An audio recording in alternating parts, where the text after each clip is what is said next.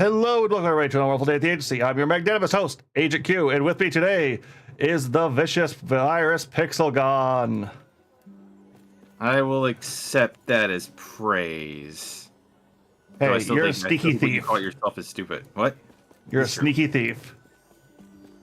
I am the best sneaky thief ever. Hey, Magnanimous was one of the best Megas XLR villains. Yeah, which just makes it harder to associate it with you. All right. I guess if you want to invite me in again, that you have to set up. I party love that for it this. just won't let me. It just refuses to show you. Like on the friends list here, I have to constantly just go in there and like actively find this player every time. Yeah, it's so weird. 'Cause I think like there you are.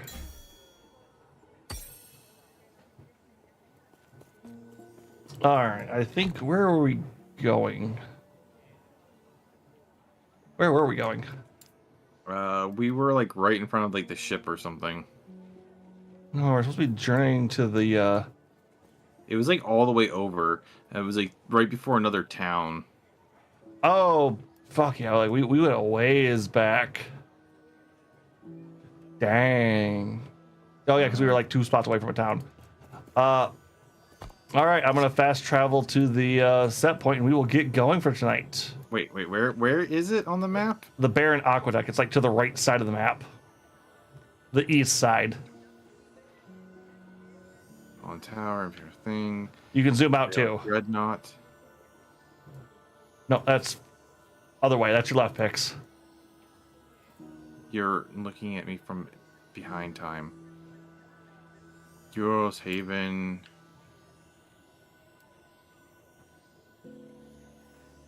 Dreadnoughts. What is it? Also, I guess I just noticing back on the chat. Welcome, Het. You got first on the chat tonight. If you're gonna start doing that, I'll actually put up a goddamn redeem for a stream for that. I always love those first, second, thirds. Oh wait, okay, hold on. There it is. I found it. Like, yeah, right. We haven't gotten to the Haven yet. Okay. All right, I should summon. That was the first time I actually like really looked around that map. It looks like there's still a lot there.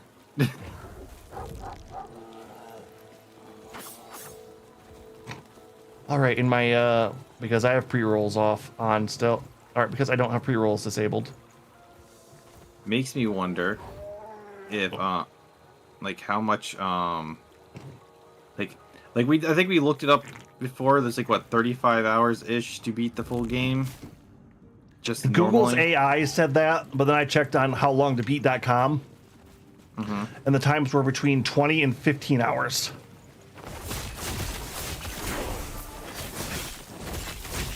Instantly leveled up. I mean, so I actually post on how long. So like one time, me and Kigo had played a game. We had played a game, and there was no how long to beats on there, right? Like not a single one. Loot lizard. So I decided to post our gameplay of it and actually be like the only person who posted of it.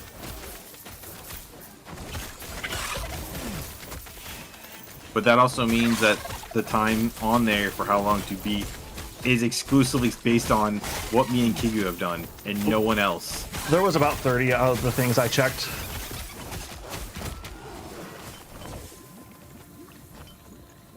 All right, I got it.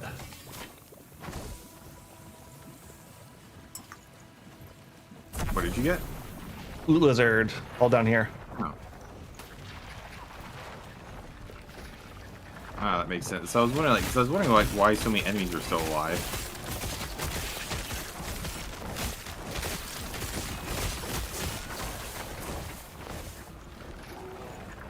Yep.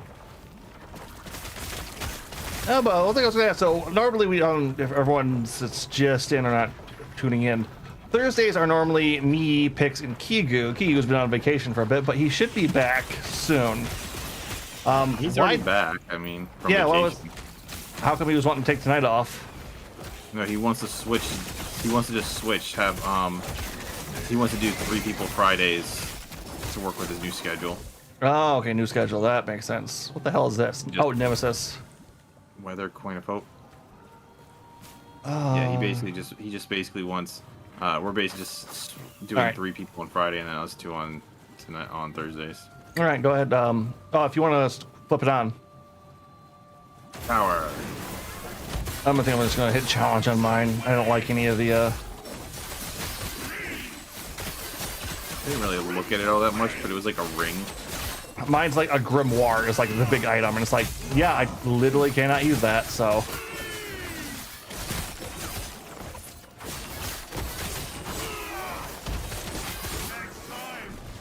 The one thing I'm actually starting to wonder about this game is that if there aren't actually like levels to equipment and stuff. Like you can find like the best stuff right out of the gate, technically. No idea. All right, ready for the next round? Yep.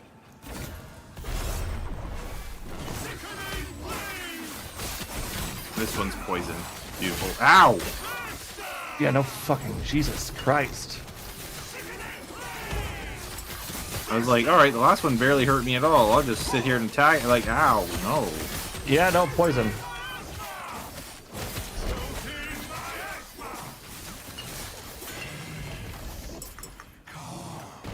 Ooh.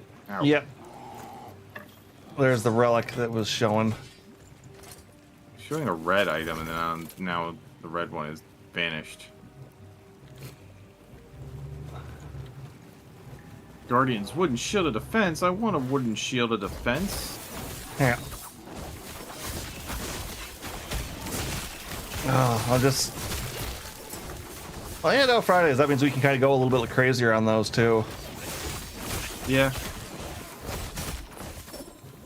I think, maybe. I don't know. Like, Q showed me his schedule, and it's like, So, have you seen his actual? Have you seen? Has he ever shown you his schedule? Yeah, I've seen that a couple of times. It's one of those. Oh yeah, dear God.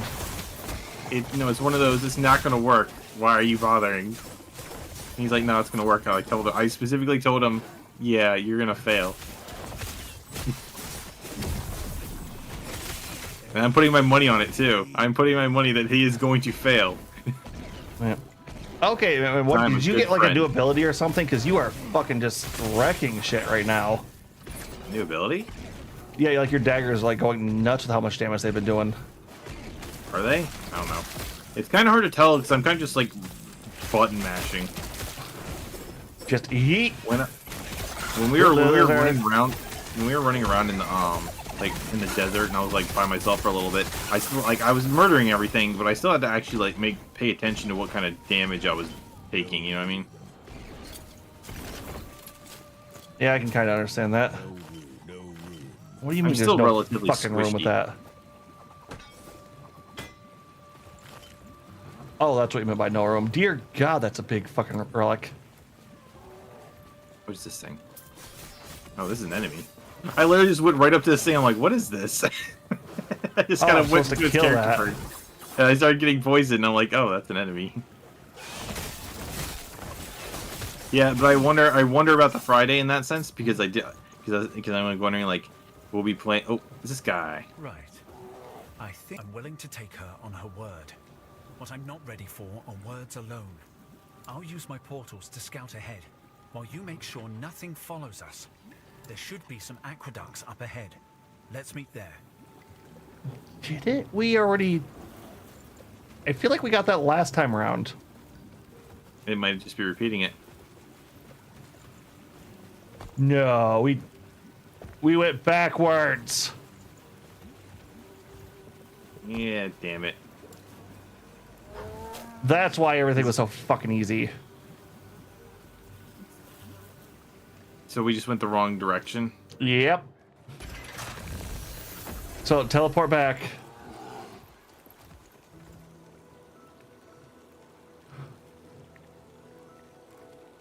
What's it called? I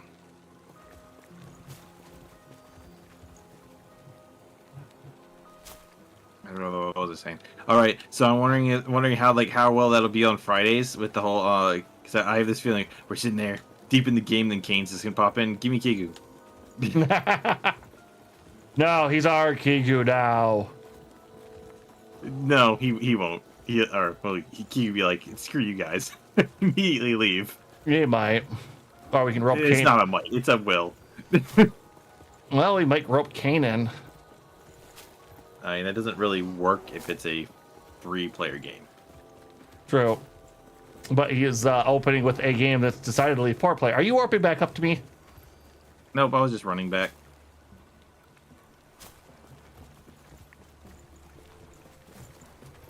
I'm actually almost there too.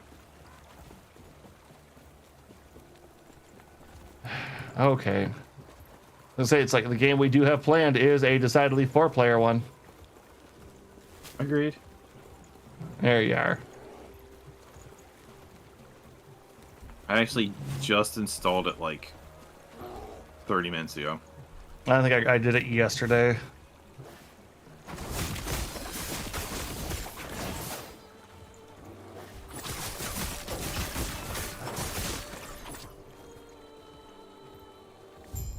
I thought it was just DLC. I didn't realize it was its own game. It originally was DLC, but it was such a popular DLC they gave it its own game. So yeah, because I'm sitting there, I'm like, I downloaded the original one back. I'm like, all right, I have this back on here. Where's the DLC at? I'm looking at it. And I think I was looking at it's like future. They even said there's still future DLC. Yeah, no, that one did harder than the other game they released previously. So it's going to be lower quality than what we just played. Joy.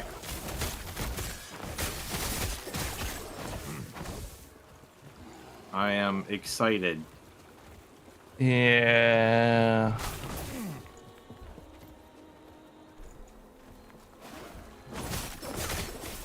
It'll be what it'll be. It's a shorter game though too, so. No, it's not.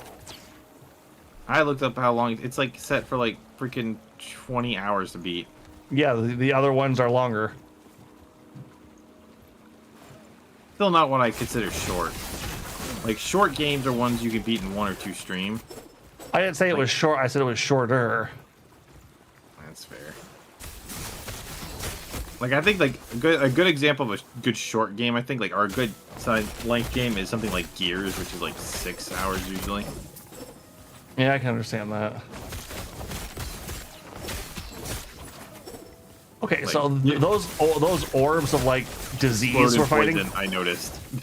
Well, no, it's I can bleed them. What do you mean you can bleed them? My auto attacks have a status effect, a bleed that's inflicted upon enemies. It triggers on them.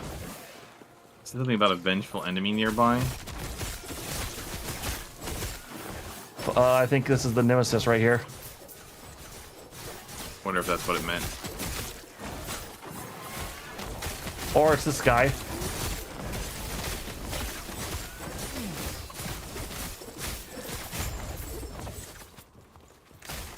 Well, we accomplished something because here's our friend.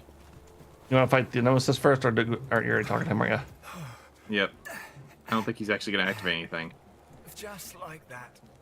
For one, they nearly tore me apart. Also, here I was, hoping this would lead us closer. We might have no choice but to chat.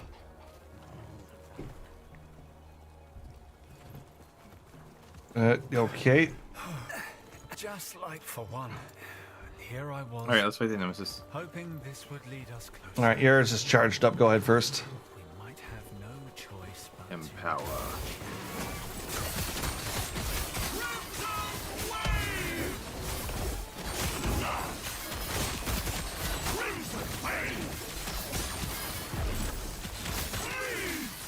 Whenever I see a character is using a blood as attack, my brain just goes right to Mortal Kombat.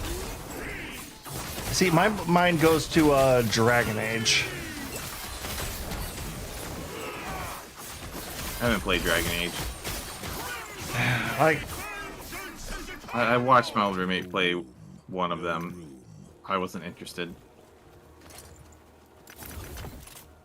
not an RPG. Yeah, you're not a big RPG guy. Not a Western RPG guy, no. Right. Wes, another one of these fucking belts, really?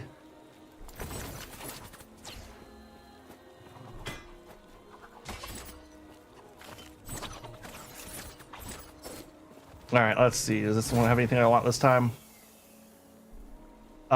Yes, like all of his shit's my crap. Okay, yeah.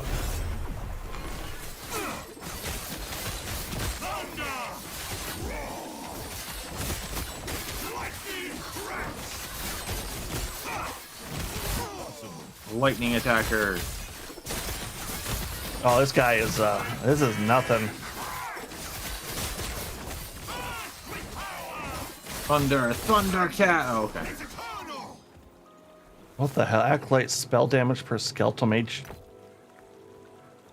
What is even the point of these? I mean, I get these are nice that they give us item stuff, but it's like I don't even know what the point of these fights are. Oh, they give us the crafting materials and some of the unique items.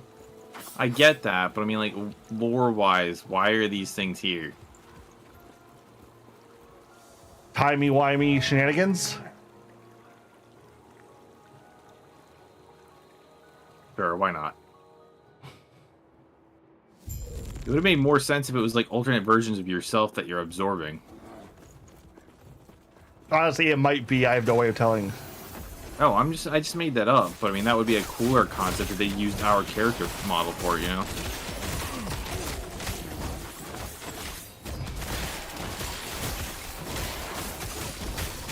Oh, fuck.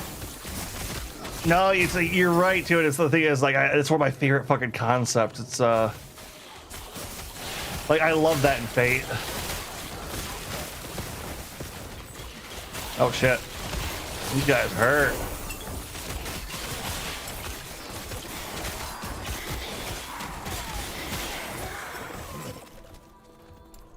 The old Archia Imia fight is one of my favorites. I've only watched the original Fate. I've watched Unlimited Blade Works and Fate Stay Night. All right, yeah. So you've never seen Heaven's Fall? Nope. Or it's Heaven's something. Feel, yeah. Yeah, I know. I read the light. What's happening, Kigu? Can't get into Fate. You know what? You know what? If you can't get into Fate normally, watch Fate Abridged. Fate Abridged is amazing. I definitely recommend Fate Abridged. Double Loot Lizard.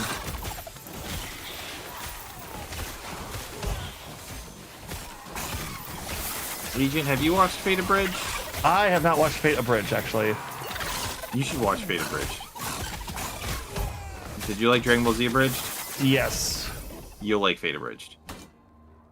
They're on. It's the same level of quality. Oh, okay. I've heard good things about it. Unique jeweled circlet. I got an orange item here. Yeah, the game is very ARPG.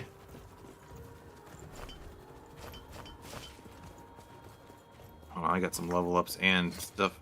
Never watched any abridged things. That is kind of shocking that you haven't, honestly. Yeah. I feel like it's right up your alley, honestly. Actually, I just found out today, Pix has never watched most of South Park. Nope. I couldn't. I wasn't allowed to watch South Park as a kid, so. Neither was I. Didn't mean I didn't catch up on it after I got out. I was like, oh, fuck yeah. Really? I would say it feels like it's gotten really good. What was I upgrading? It's one of those things where I've always enjoyed it and I've watched it, and how do I put it?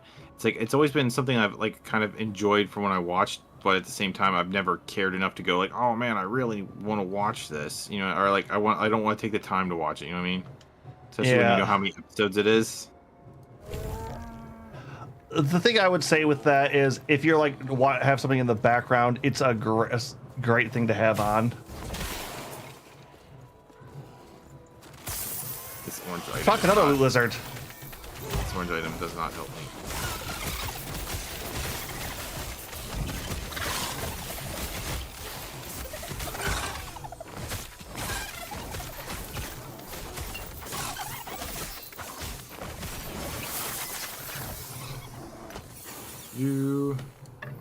Nothing particularly good here. All of the loot, so much loot. Guy, I have like fucking what's it, Wellweaver? I have like 4 legendaries on me right now. This is crazier than goddamn Borderlands 3 was. You'd watched it if you scrolled past it, and but you never actually. So it's like I've never scrolled past it to watch it, but it's one of those things where my friends in college would put it on like on Wednesday nights, and we'd watch it. Yeah. I could definitely see that. It's one of those things that, like, although going back to Fate Abridged, like the quality of it, especially like the voice acting quality, is probably, honestly, it feels like it's better than most of like the real voice acting. Yep. I literally like was listening to the yelling, and I was like thinking to myself, how do they even do that without peeking their mics? And it sounds so good. Also, they actually explain things. They explain stuff that's happening in Fate better than Fate does. And I haven't actually watched most of the. Like, I've watched Zero, and I tried watching the original Fate Stay Night, but it's like too much stuff was off. Okay, so I watched. Hold on. I saw the Fate Stay Night Blu-ray for like $10. Oh yeah, it's awesome because I had watched Unlimited Blade Works streaming. And then I saw it and I was like, ooh, I want to own this. And then I'm gonna watch it again. And I'm like, wait a minute, why does it seem different? And I did, because I didn't know that Fate Stay Night and Fate Stay Night Unlimited Blade Works were two different things. Yeah. I thought one was just like an enhanced version. And then I was like, wait a minute, this is completely different. Not completely different after a point. Yeah. Nemesis up here. Oh, yeah, that's one of my wolves. Okay. I think yours is ready to be harvested. Yep. I think growing up, I played video games over watching shows. Due to how your family was. Understandable. I was kind of in the middle. I watched a lot of cartoons. No, it's like. I think it's one of those differences. Like Kigu had online stuff to play a little bit, where I didn't. So. No, see the thing with I would say like with me growing up is like I didn't have I had antenna TV as well as a household that was extremely limited in what I could and could not do. Oh, see, I did not.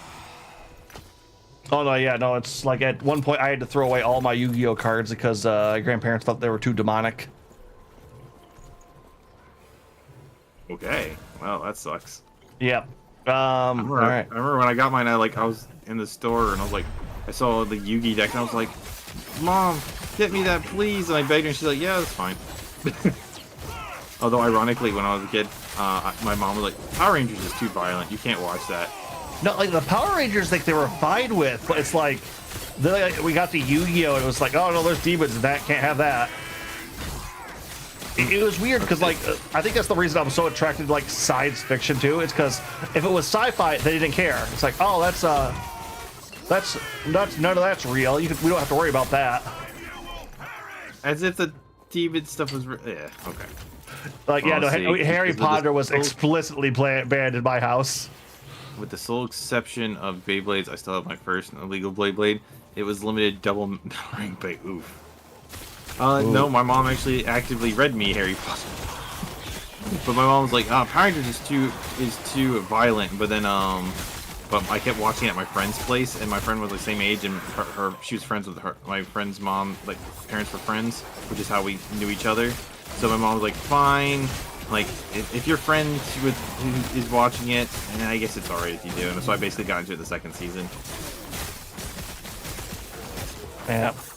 No, violence was perfectly okay, but no demon shit or magic. Which is extra funny considering Yu-Gi-Oh actively banned all of that stuff. Like, our Yu-Gi-Oh actively what is it? Yeah, all the card effects and stuff like that. Yeah, they were just like, oh, hey, look at this. We're gonna hold on. This ring is mostly for a lot of minion stuff. Do you have a ring that works with minions? I think I have 2 rings that work with minions. There's a red one if you want it. Send it my way. I'll take a look at it, see if it compares. It's one of those until like I see it, I don't know exactly how heavy it was. Oh, because Konami censored so much of the black magic stuff from Yu-Gi-Oh! It's crazy. Yep. It's illegal due to how heavy it is compared to regular Beyblades, and when it came in, usually caused theirs to explode. See, when you said illegal, my brain was thinking like like actual contraband and not the whole, oh, this can't actually be used because it's cheating. My brain is literally thinking illegal, like illegal, not illegal to play.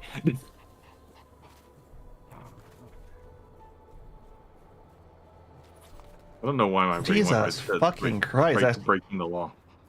What? Is No, the ring it's better? yo, fuck yeah, it's what was the gonna? What's this one do? Movement speed, meaning armor.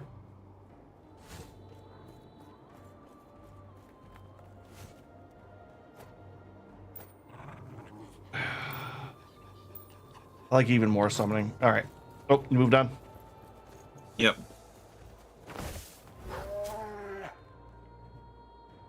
That's the other thing. It's Beyblade has a very unique competitive scene too. I never had any interest in Beyblade growing up. I think it was slightly after my time. No, I hit right in the middle of that. And I will say with one certainty, the original Beyblade English OP is the best they've ever hit. They never top that. Never. That was the fucking best. I'm glad we have a chance to Is rest. this the town? Seriously. Yes. Before you saved me from the Ospreys, their leader was with them. My ring. The one you brought back from the girl. He took it. Melted it in front of my eyes. When he heard you coming, he fled. I'm too hurt to go after him. But how about It killed bringing me Sauron. when he fled? I saw him heading deeper into the mountains. When you find time, you could take a peek at his nest.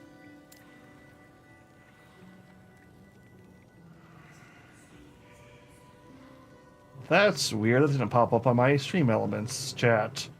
Dude, you should join in if it's free use. It's surprisingly so hype. Had an entire anime. Yeah, your whole story arc with the ship and all that. Yeah, I remember. Okay, that's. Did that pop up on your chat? Speed Stealer Beyblade was okay. Did that pop up on your stream chat for Did what pop up my stream? that last chat message? Because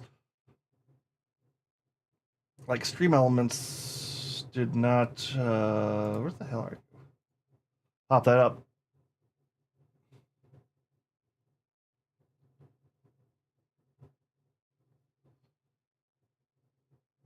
That's weird. I was. Huh. That did.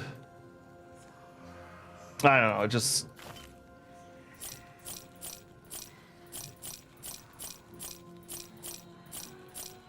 Do you Actually, join? one-handed sword, Do you you- join if it's hold on. Design is focused on stealing opponents' rotation speed. You should join it, and if it's free use, surprisingly so hype. Entire anime story arc with me being. There's another illegal Beyblade whose design was focused on rotation sapping, and it worked. I didn't realize that they were that intricate of stuff. Oh yeah, there's that's the weird thing. It's because it's top spinning in basic basic, what would be the word for that? And not thermodynamics, but like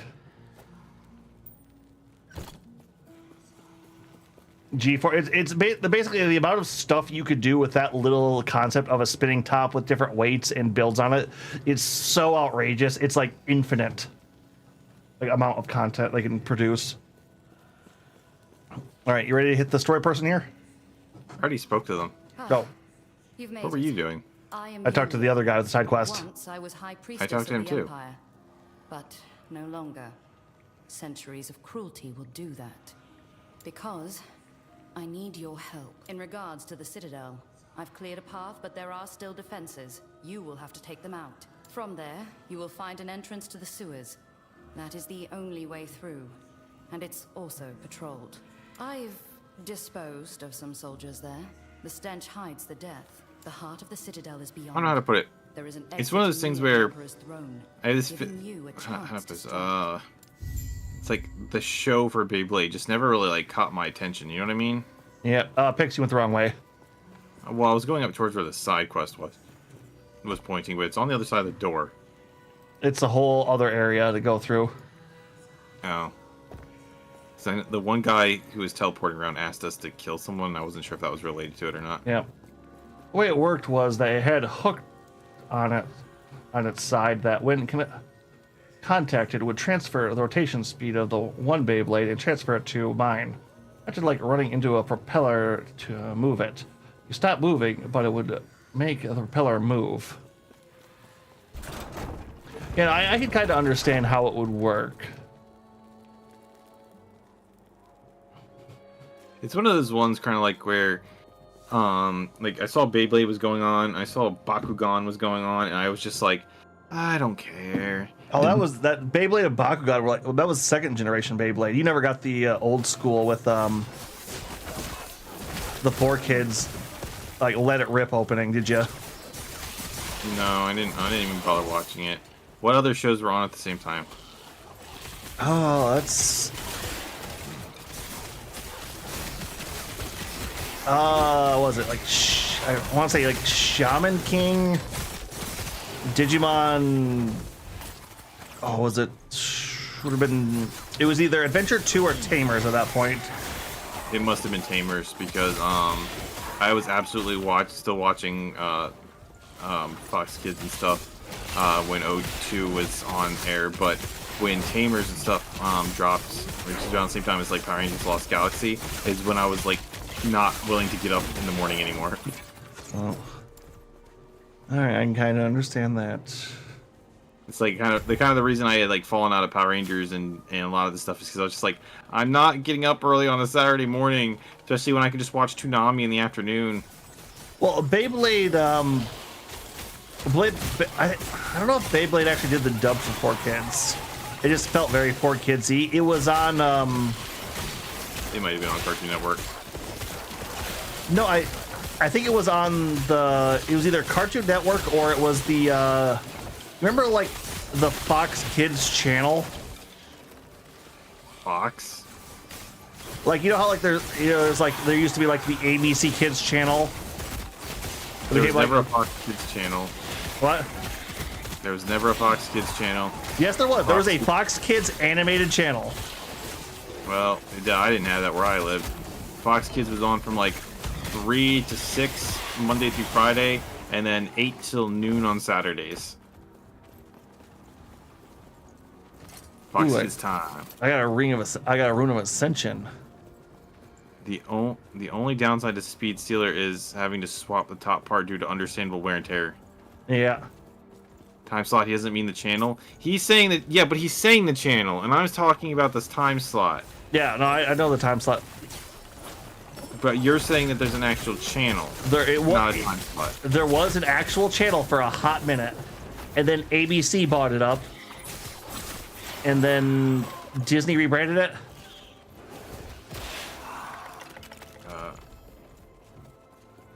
Is that what got rebranded to like Gen X or something, or Jetix? No, because that's oh, Blue Lizard. He was like, yeah, he's wrong. Yeah, I see him saying that. Ow! Yeah, there's a big guy up there. Watch it. He almost killed me.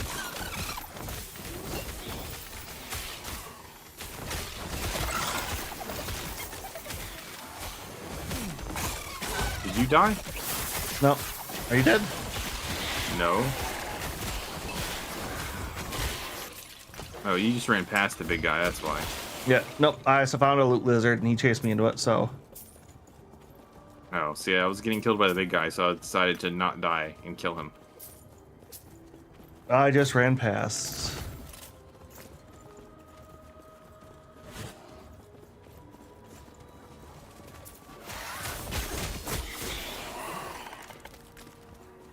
Oh, yeah, here's the goods. Did we already come this way?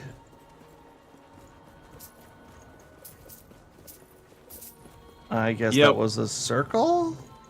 As an adult, I really like streaming, but part of me feels bad that kids won't get to won't know things like Fox Kids and stuff like that.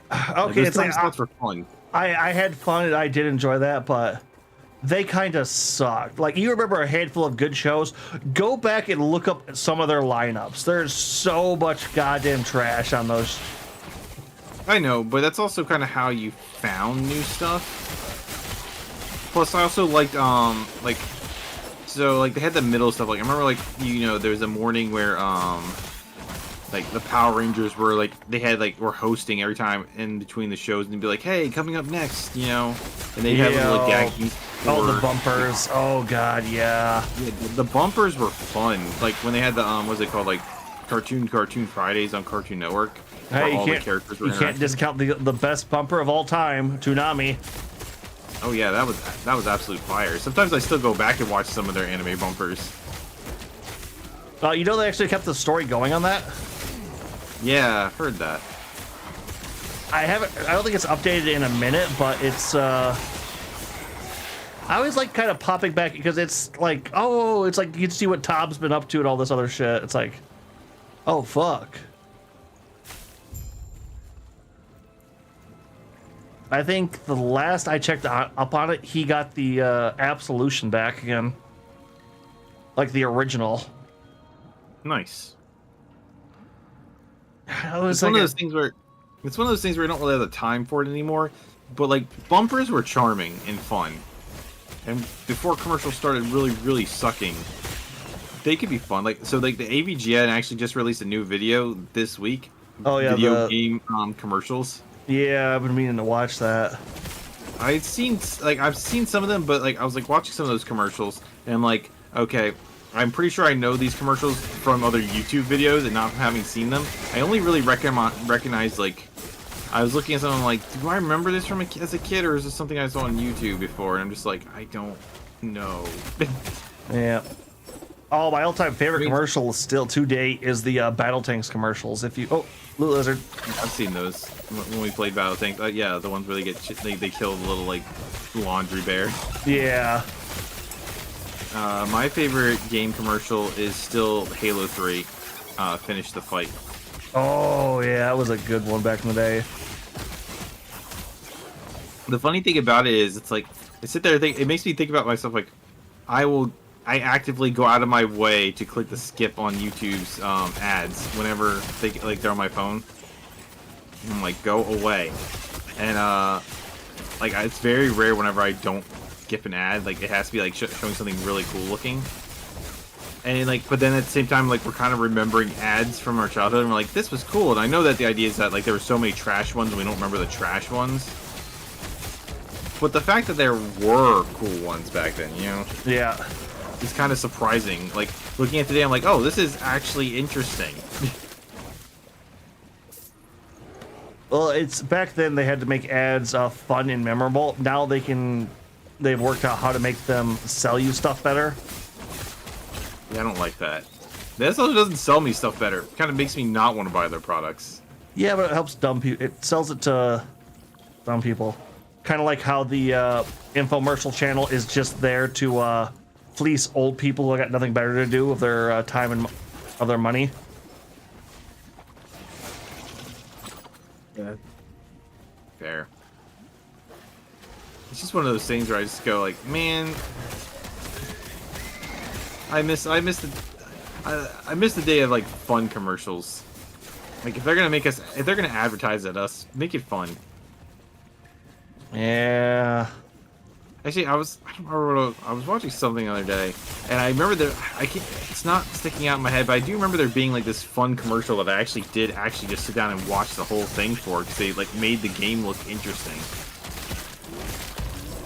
It's popping out of my head, but I just remember thinking to myself, oh, I'm gonna actually watch this because it looks interesting. Though I guess you could say it didn't do its job real well, because I can't remember what it is now. Yeah. Well, it's funny because it's like I've started like looking at like indie game trailers and stuff like that more often, because it's like not only it's like, oh, sometimes I think this was an indie game trailer that I actually saw. Yeah, it's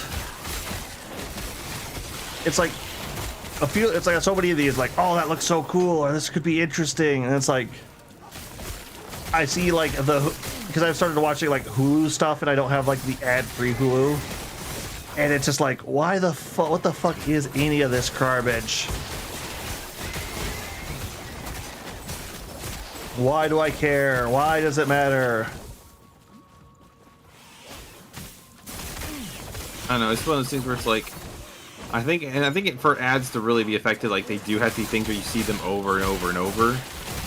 But if they're entertaining enough that it's not a problem, you know what I mean? Yeah. Like one of the ones the nerd talked about was, I guess, like, I don't remember this as a kid, but it's where they always walk out and the kid walks out into the middle of the city and just yells out, "Mortal Kombat!" And everyone just starts You can just hear the music start playing, can't you? I do, yeah.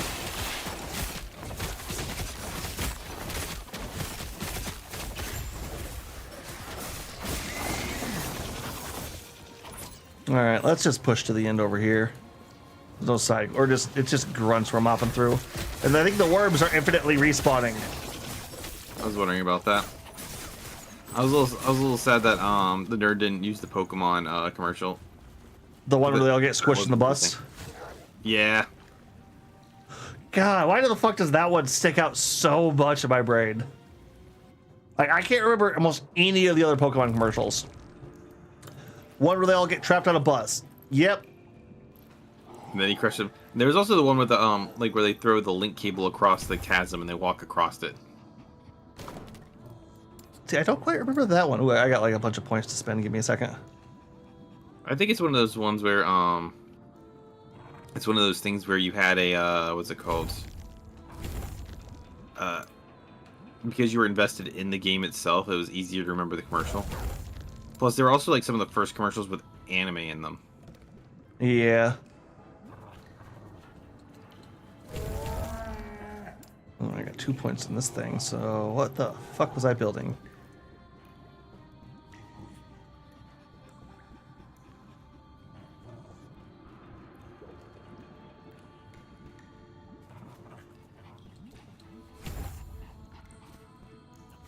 And I think there's like a reason why, like around Christmas time, you still get like those M&M, that same M&M commercial. You still get the same chicken soup commercials, just because they're like iconic, you know? Oh yeah, the Campbell's where the snowman melts and all that. They've tried to redo that one a couple of times. It's just one of those things where it's like, it's kind of a shame when you think about it, like that they don't try to make commercials iconic anymore. Well, here's the thing. They never tried to make those iconic. They just ended up becoming like that. Yeah, but they became like that because they were good. Yep. Although I think what's the one where like it's the joking of like was it coffee, or like the two siblings were like, oh, this is such good coffee. It's like, oh, like, yeah, you're bonding over this coffee a little too much, guys. I don't remember that. Is that a soup or a coffee commercial? Because I remember that, and once the company realized what they had done, they leaned into it, and it was just like, oh wow, this is getting really uncomfortable. But like, it was so funny and stupid. It was just like, oh yes. I don't recall. I remember an Applejacks commercial as a kid. It's one of those first ones where there was an eye trick to like stare into this for a few seconds, and then they take it away, and like the after image stays in your eyes, and like, yes, you're seeing Applejacks, something like that. Like, well, that's clever. That's interesting. All right, Nemesis.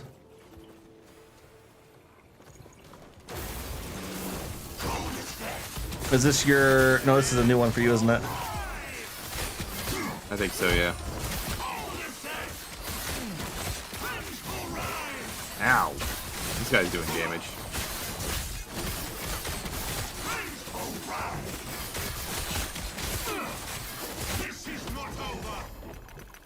Ooh. Enhanced chill shard. What do these do? To fireball. Nope. All right. Let's see. Oh no, I'm not ready for shit. All right, here we go.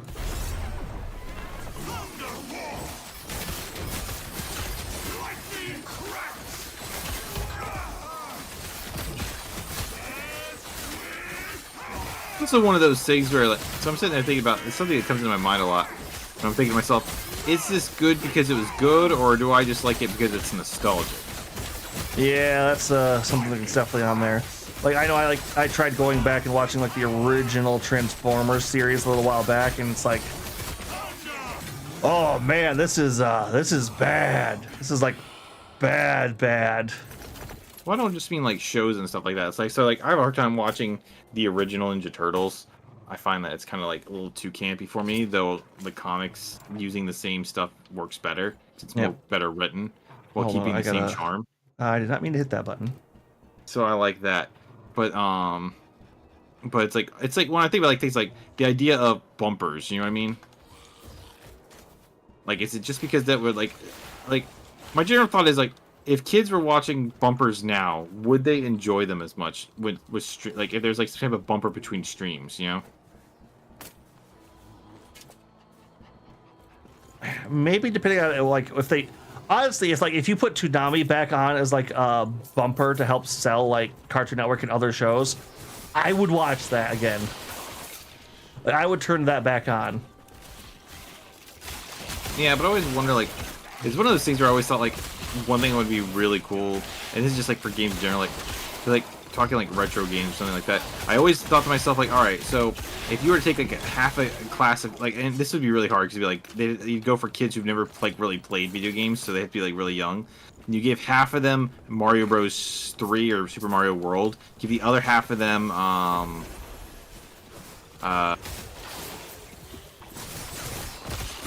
it, what game was it that I was originally thinking? Shovel Knight.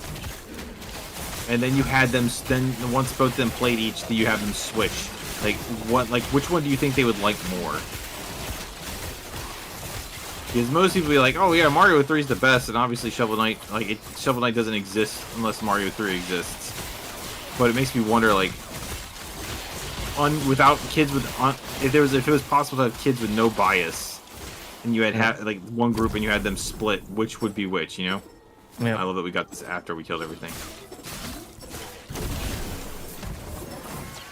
Let's see if we can take it through the door. Sure.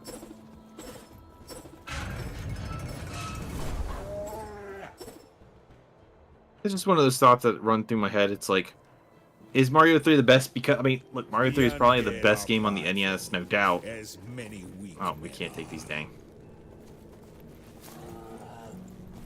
But it's just one of those things where it's like, Nintendo's a bit hard to say that with. Yeah. Oh. Do not look surprised. A proper welcome is the It's a trap. least I can do. You should have seen this coming. You know how the Emperor operates. He would not simply let you go. Yes. And now your friend will watch, frozen in magic, while the Emperor decides. I've heard of your power. No, Let's see how she was a traitor. I mean, he does bring a good point of we both did kind of see that coming, right? I wasn't really paying that much attention, so I didn't really care. Oh, this is the guy we fought before. Ow, these people are hurting though. Are you hitting the worm or are you hitting the crab? I'm hitting both of them because I have piercing damage.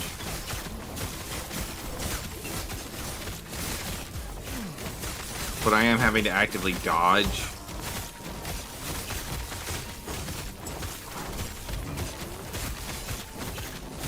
All right, Admiral Herodon should be on his last shield.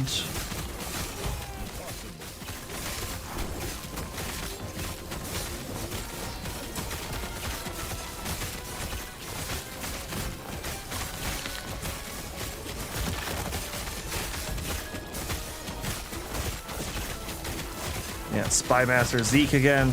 Final shield.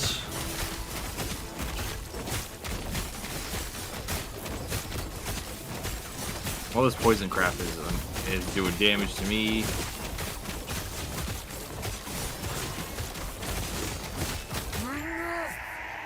No more games! You... Why are you here? Now's our chance. Quick, use Herot's lance. You pathetic human mistake.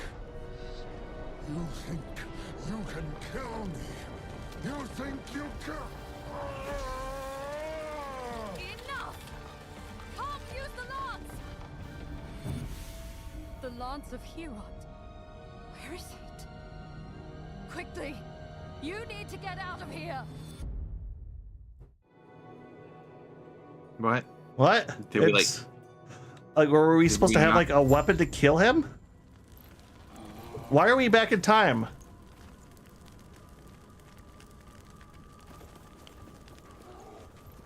Gates of Soul. What the fuck just happened?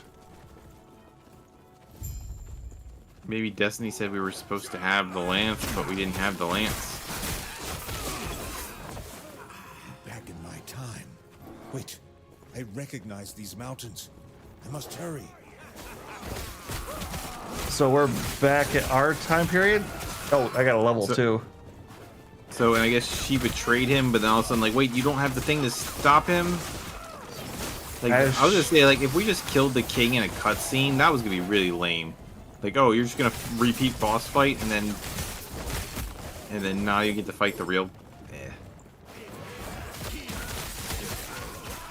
Yeah, no, it was definitely weird.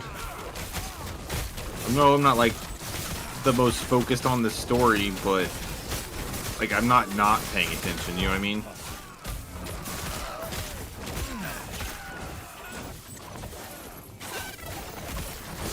Oh, that was a loot lizard.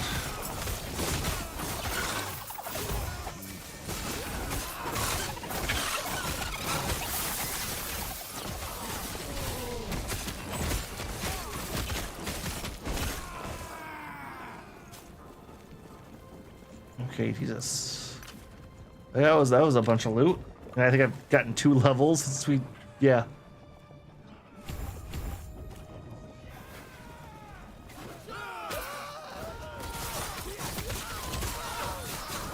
The story's a little hard to follow. Yeah, ARPG. Diablo's really one of the few that's had like a top-end story. The rest of them have all kind of been meh. Mostly because it's supposed to be about the gameplay loop. I get that, but that doesn't make it like it's like okay, but I still can't. I'm having a hard time just figuring out what the hell's happening. Yep.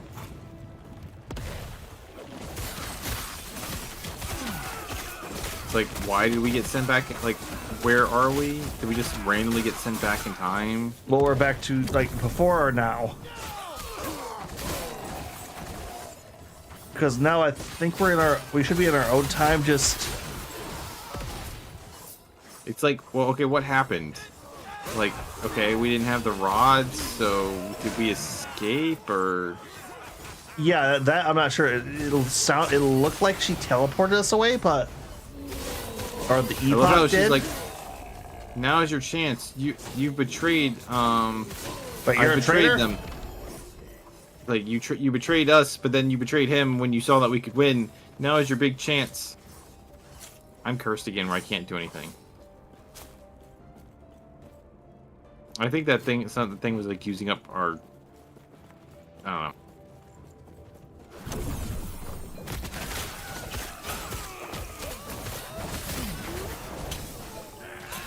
Or did you get an ability that triggered a bunch of stuff? I don't know. It stopped doing it when that spinning thing went away. All right. Oh, we got another nemesis over here too. Hold on. All right, you can do it. I can attack again.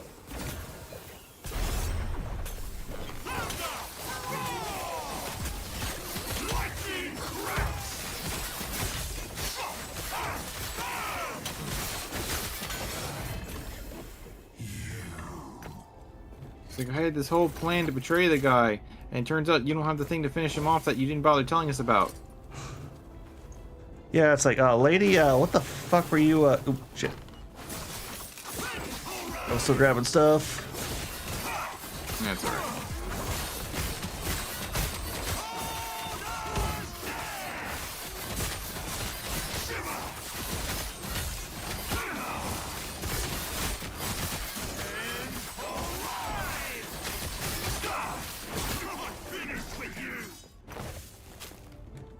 All right, I did get a rogue bow. I don't know if you want it at all. Nah. I don't use the bow. All I'm right. using throwing stars.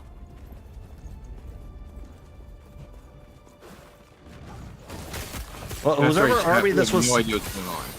Yeah, we got teleported back to our own time for some. I don't know. There's Are you sure something. this is our time? Oh, yeah, it should be. This is the era we largely were from, and we did. Our characters did comment saying, "I'm back in my time." Oh, really? My character said, I don't know where. He said, where am I now? Okay. Yeah, mine apparently knows this mountain.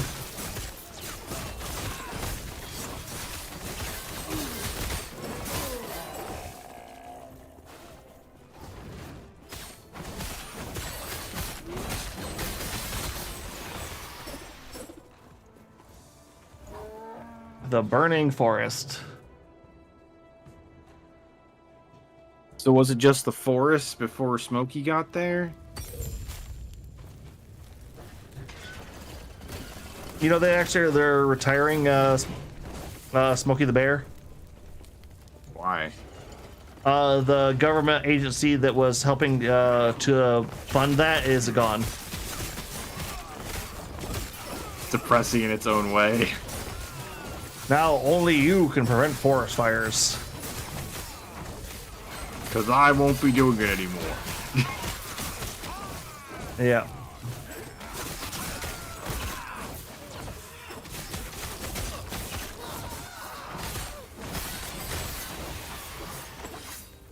Yeah, most of those were programs that really didn't do much, it felt like anyways. You can't stop people from being fucking stupid. But I wanna. Oh, you and me both. It was like... just... Okay, so I got a fun one for you. Today I was at work and we have a ticketing system where people put in what's wrong. Like they're like, oh, this is what's wrong with my machine. Can you help me? Right? Okay, so a person put in a ticket. Remember what picture? This is an adult, right? Yeah. The thing they put on the problem is the computer won't charge unless it's plugged in. I literally showed that to every single person in my office. Everyone had that same reaction. Yeah, God. It was like the other day at work, like I had so like certain parts of our building, like you know, after hours, like you can't go out here, you can't leave there. So like we'll put like big like the kind of like giant floor like wet signs you can't ignore, like in the turnstiles and like all the checkpoints and stuff. I watched two guys, one with like a rolling bag, step over the side, like they have to like a big step over the side, and then try to work his bag around the sign, saying you cannot leave through here. It's just like, really? Really? You can't inconvenience me. I inconvenience you. Yeah, well, they're probably gonna get the fucking axe for that, though.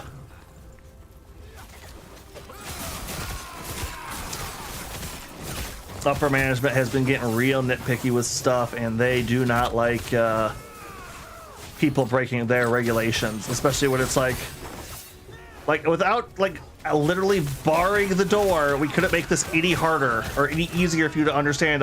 Don't go this way. But we want to. We had a thing where people were just doing something similar. They were like, I'm gonna go ahead and what's it called? Close. They were like leaving an emergency escape door open. so they can leave easier. It's like, stop it. You're making it so we can't like set the alarm. Well, this makes my life easier.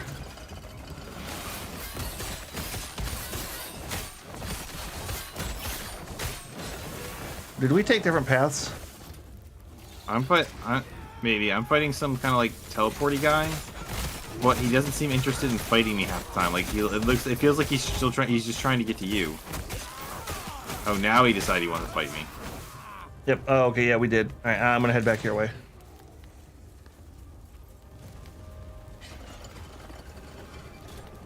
Yeah, I'm fighting an exiled mage. Oh, it's one of those little mini boss fuckers. Yeah. He's not really a threat.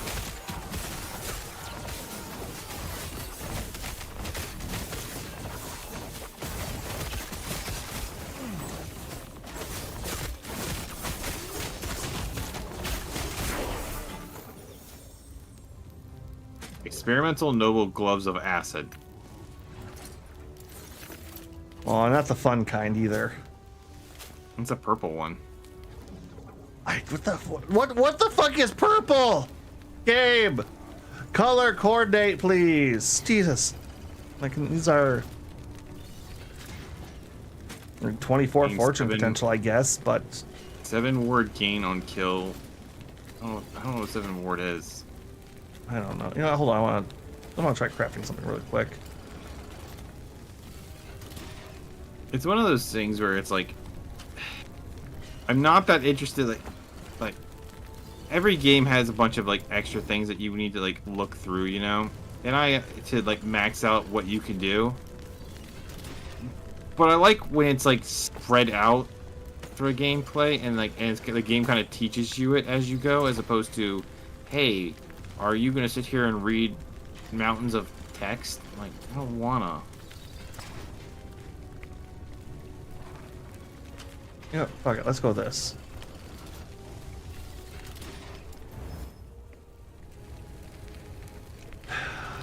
Well, I got a bunch of body armor I can't use now. Whatever.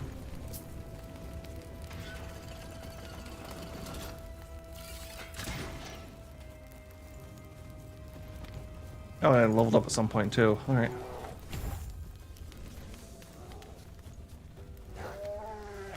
All right, head to the next area.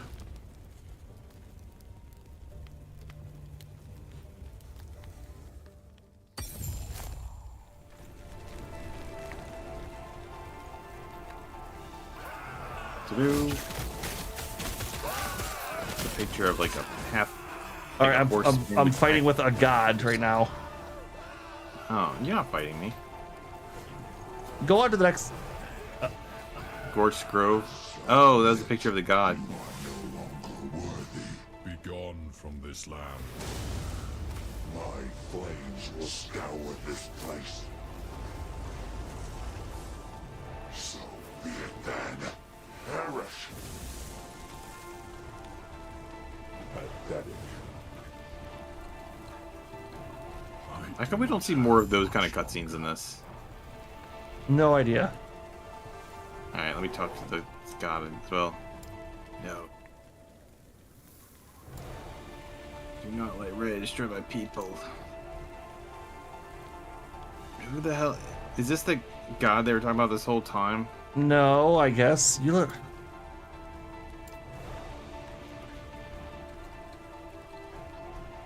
Go north.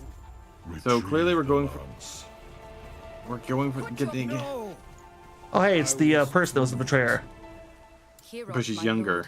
Who is this? Well, she's not I undead. can't hear you. And who are you?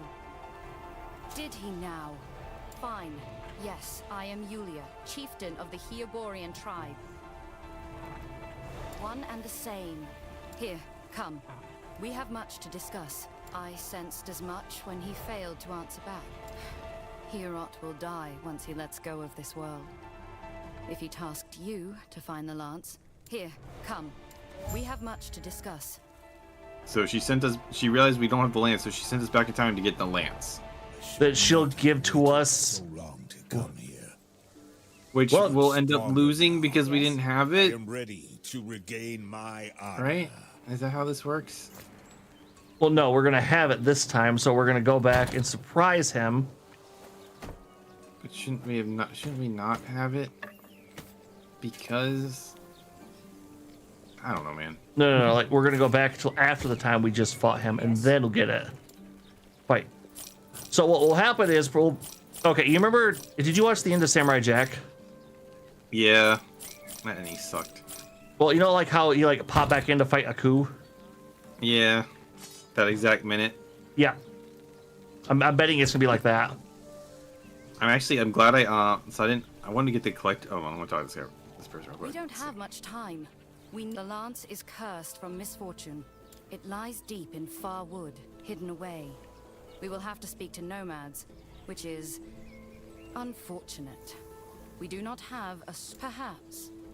I sense a familiarity between you and Herot whenever we speak. He trusts you for some reason. It is not my place to question. Though I will not lie and claim I have no reservations. You are not one of us. Then pray my reservations are unfounded. You will speak to the nomads. Okay. With their help, we will reach Farwood soon. They will reveal the path to Herot's temple.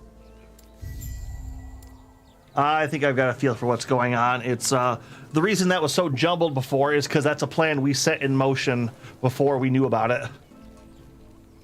Yeah, I was kind of figuring that.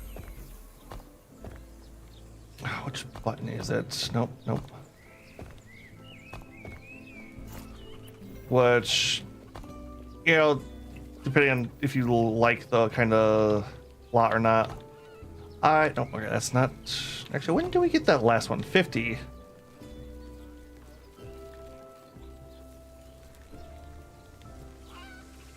Alright, where the fuck are we right now, anyways? It's funny. So like I love Samurai Jack, but I never. I played like the GameCube game. I didn't have the money at the time, but I wanted the collector's edition for like the new one based on the new stuff. But like I said, I didn't have the money at the time. Now I made sure to buy the digital one just recently because I knew they were going to be taking it down, and they did. Farewell. So I have that nice install. I need to get around to playing it since Yeah. they delisted it. It looks fun. Like, you really hated the ending, the Samurai Jack? I thought it was really good. Okay, so here's the thing.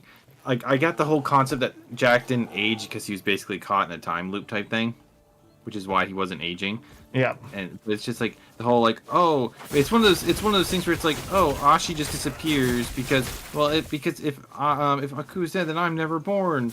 Yeah, but if you're never born, then you can't send Jack back in time. And I get it. The idea is that they close the time loop when that happened, but it's just like, it's like, oh wait, as soon as I realize I'm not supposed to live, I die, and I do it at the most dramatic time humanly possible, like right when we're getting there. It feels like it's trying to be sad for the sake of being sad.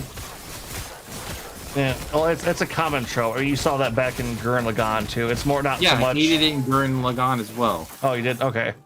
See, I don't mind it as much because it's supposed to be like a big dramatic thing of, yeah, the hero, like, you know, he had his fun, but he doesn't get the happily ever after. Okay, so those two, look, I'm not against the whole hero not having their happily ever after scenario so much. It's not like I'm like Kiryu's like, oh, you just don't like sad endings. It's not that I don't dislike sad endings. It's that it's an ending that feels sad for the sake of being sad and not sad for like A the good fact that it reason. should. Yeah, it's like in this one, it's like, so do you know? Have you seen the ending to the new Samurai Jack game? The game or the show? Game. No. Okay. Well, so basically they retcon the ending. Like I haven't played it yet, but I saw the ending because I thought it was something else. I thought it was a fan-made thing, and I found out it was actually the game's ending. And they basically retcon the ending Oh, okay. to basically be what everyone actually wanted. I can see that. Yeah, so it's like cool. But it's also one of those concepts where it's like, you know, do you care if I tell you what it is? Go ahead. I'm probably never gonna get it because you said it's been delisted now, anyways. Yeah, it's been delisted because Warner Bros. Took them all those. Fuck WB adult Games because Yep. I don't understand. Like they just wanted to liquidate that whole side of their company for some reason. It feels like. Yeah, but I don't see the whole point. I don't even see the point of taking the game down that's just making residual money. But sure. Well, they have to manage it. It feels like they don't want any loose ends that aren't under their direct control, and it feels so much like they just don't understand the video game market at all. They don't understand any market apparently because they suck. But yeah, essentially the same ending, except in this case, like when Ashi disappears, you know those gods that gave Jack back his sword. Well, not gave him his sword, but gave his father his sword. Yeah. Well, no, he like when he lost his sword in in season 5, they brought it back. Oh, like the monks who kind of like handed it back to him. No, they were you clearly don't remember what happened. He lost his blade and he had to go through like the spiritual thing, and they gave it back to him. It was like 3 different, like it was like a Viking god, a Hindu god, and Yeah, it was Ra, Odin, and Shiva. yeah. Well, basically, they give him back the sword, but in the new ending, they appear before him again and says, "You hero who fought through everything, this is your reward," and they bring Ashi back as his reward for everything he's done. Okay, see, I don't mind that so much, but that's also literally the love interest being the reward at the end of the hero's journey, which is a little I don't see it that way because he didn't fight to get to win her or to get anything. It was just hey, you fought for over 50 years, did everything, well, more than 50 years, gave up your whole life for this, saved so many people. You deserve to be happy with the person you lost. Oh, I got a belt with like 2 legendary potential on it. +1 physical skill. Ooh, I'm gonna definitely look at that. Like, the general concept is I don't see Ashi as having been a prize in that. It was more of a Ashi is like Jack, like this is like he gets his happy ending. Like he doesn't have to lose someone who cared about him just because of a stupid paradox. Yeah.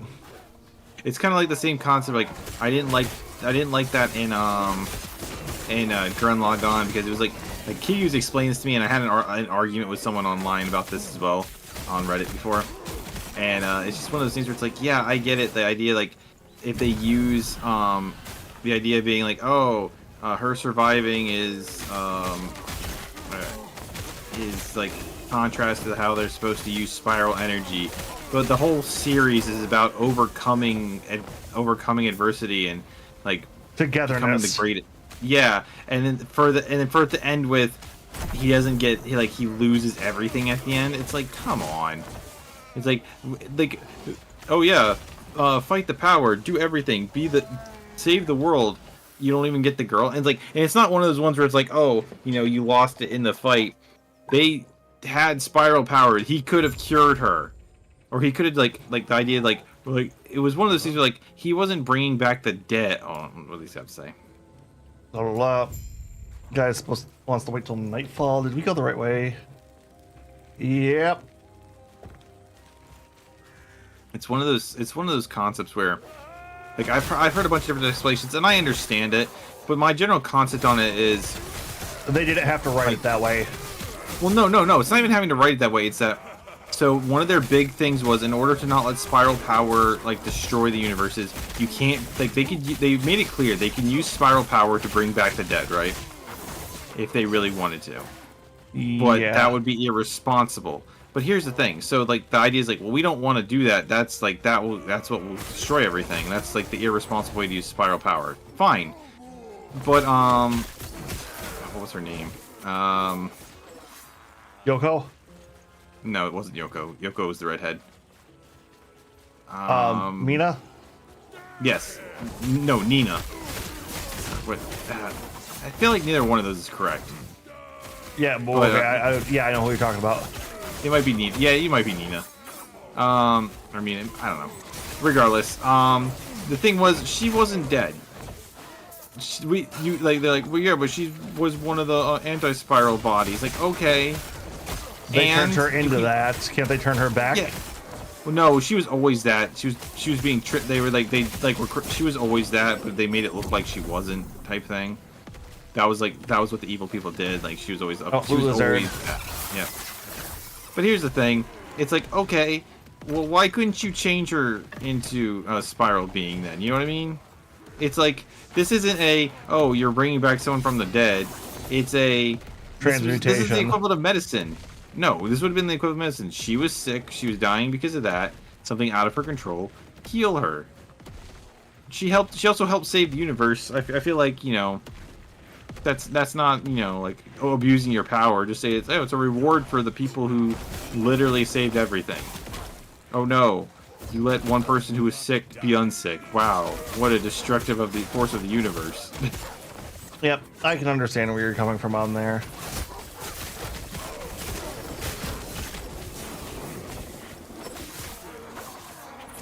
Although at the point where I'm getting with shows, I'm just happy that they did have endings. I'm getting so sick of like so much nowadays. It's just left hanging or like blah.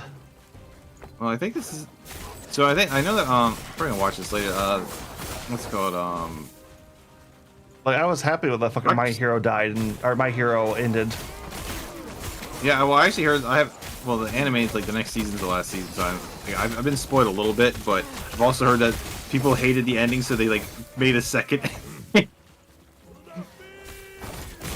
everyone loves the second ending.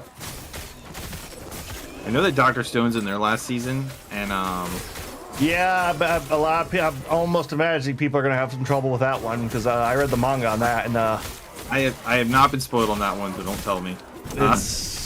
But I've heard people are upset about it. Yeah. People have been upset about a lot of endings lately. I mean, none of them have been as bad as fucking Game of Thrones, but I don't know. Well, I also remember like the old school '90s days where if we got an ending, it was shit. Well, I'm trying to think about endings. What has ended in a while that's been like really good? Well, first of all, anything that has more than one season usually it's kind of, is it gonna have an ending? Is it not gonna have an ending? Yeah. Like everyone made a big fuss about the Attack on Titan ending, but I thought the Attack on Titan ending was actually pretty good. The problem is once you get into like time prophecy stuff, a lot of people's brains just kind of short out. It feels like. Well, everyone made a big fuss, like, Aaron's being a wimp at the end. He was sad and crying. Well, I don't want Mikasa to have someone else. It's like, man, he's literally giving up everything to save everyone he cares about, and he's just having when he's sitting there and his best friend, this is gonna be the last time he gets to hang out with his best friend, and he's just having a little breakdown saying, hey, this is what I really wanted. It's like, man, that's character development. So he wasn't a cold asshole the whole time. He actually cared. You know what I mean? Yeah, he didn't want to do this. He just knew, like, yeah, this is all we got. This is something that has to happen in order to save everyone, and he just let it, and he just let it, you know, let it out finally. Yeah, like to a person who's a friend in another dimension, essentially. And he wouldn't remember it until after everything was over. It's like, oh no, he had a little breakdown. Oh, like you know, the guy. It's not like he didn't even go through with everything. He still did all the stuff. He still changed everything. It's like, oh no, he had a moment of weakness. That makes him a good character. That makes him a better character. Yeah. Like the fact that he didn't just go, oh man, he didn't go full twisted evil. I'm upset. He was doing this all for a real reason. And he had regrets about doing it. Like, you see, the world is a society, and societies are trash, so I'm going to burn it all down. Yeah. It's like one of those concepts where, like, it's like where I like Lelouch, because, like, after Lelouch kills this first person, he throws up afterwards once he really thinks about it. I'm like, oh. Yeah. You know what I mean? He has regrets. When he does something, and he gets his friend's dad killed, and then he sees her crying, and he sees, like, what happens, like, not when it doesn't just affect him, like his own actions got someone he cared about hurt. It's like, that's called character development, people. I like that. Yeah. I like when characters aren't one. Look, I enjoy my one-dimensional characters too. Don't get me wrong. It's one of those things where like people, I like one-dimensional characters and I like two-dimensional characters and multi-dimensional ones. Like, it just depends on what I'm here for. You know what I mean? Yeah. If I'm watching some low-end show, where I'm just like, oh, this is there to make me feel good and relax too, not a deep. Oh, that almost killed me. Yeah, these guys hit like fucking freight trains. They knocked me down to like 30 health. But yeah, well, it's like when I'm watching like, so I like Fairy Tail. I don't care what anyone says. Fairy Tail is just fun. The action, I wish the animation and action was better. It could be really stupid and like it feels like a 90s show with the way their animation works. Yeah. But they're like the power of friendship. Like, you know what? That's what these characters are about. I like when they bust out the power of friendship because that's kind of their thing. You know what I mean? I go there to see them unleash the power of friendship. Yep.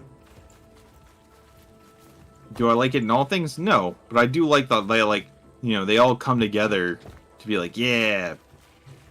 And I like when the main character, like his friends get hurt and he just gets really pissed off. You know, it's like that concept where everyone knows the moment Gohan goes Super Saiyan 2 is one of those epic moments in all of anime ever. He was basically going angry through the power of friendship. Yeah. Or in that case, it was the power of loss, but it's more or less the same concept. Yep. He got angry. Yeah, he got angry because someone did something evil. How is that any different than the power of friendship?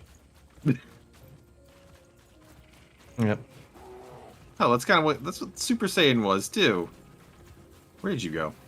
I'm heading towards the entrance. It looks like we've cleared this way out, or whatever the fuck that icon marker is. Okay. Because I'm not seeing any new paths. It's also that concept where, like, there's they have the whole power of friendship saves the day thing, right? Yeah. But then but in other shows where they try to subvert it, the subversion is usually like, haha, I did it through this stupid loophole power type thing, and I don't really like that. It's like, congratulations, you somehow found a loophole. All right. Next one's gonna be a fast travel. Ready to go back to town? What, to Heber? Is that where we're going? Yeah, we gotta go north from there.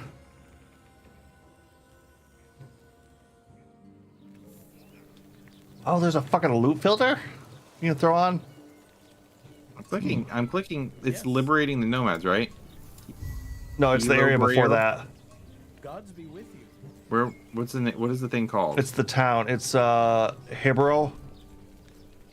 Yeah, but I'm clicking the town and it's like not letting me go there. Did you activate the circle? Yeah, it's even glowing. Are you at the Hibro Forest, or it's the one just below the Tundra checkpoint, right? Oh, there we go. I don't know. I think I was. Yeah, Deep Harbor is probably what you're clicking at. All right, not getting any other legendaries. Oh, all right. Yes. We finished that one side quest as well while we're here. Yep. You also you might like Eden Zero then, because it's kind of like a. I did like Eden Zero. Yeah. Yeah, I watched Eden Zero. It's just Fairy Tail in space. If you want to go back and watch this classic one, go watch Rave Master. That's I did watch Rave Master. Yeah. Way back when. But only on Toonami. Yeah. Well, you really like that guy's work then. I didn't watch much Rave Master. I only saw bits of it on Toonami. So I can't really It's like if everyone's familiar with Fairy Tail, it's a proto Fairy Tail. It's like where Fairy Tail is the full fantasy and Eden Zero is the sci-fi. Rave Master is that. You know that like almost post-apocalyptic like cyber.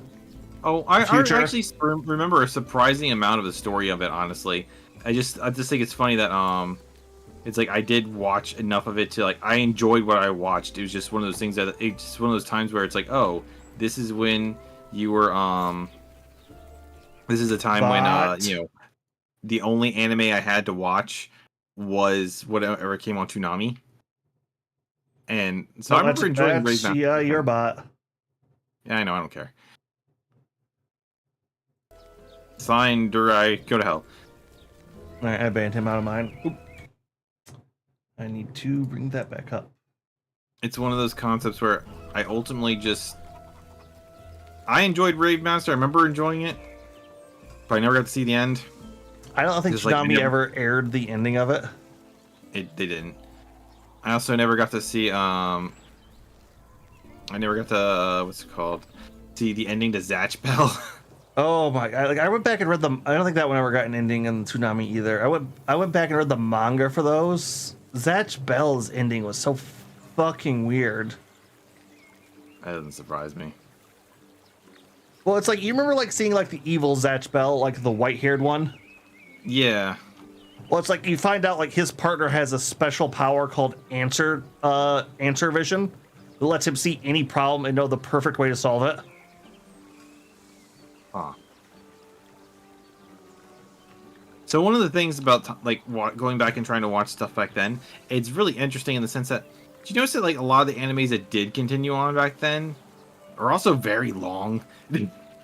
Yeah, because its anime fell into its short, Never or if finished it's or long. serialized. Yeah. Yeah. So like I've been chipping away at Digimon Tamers, right?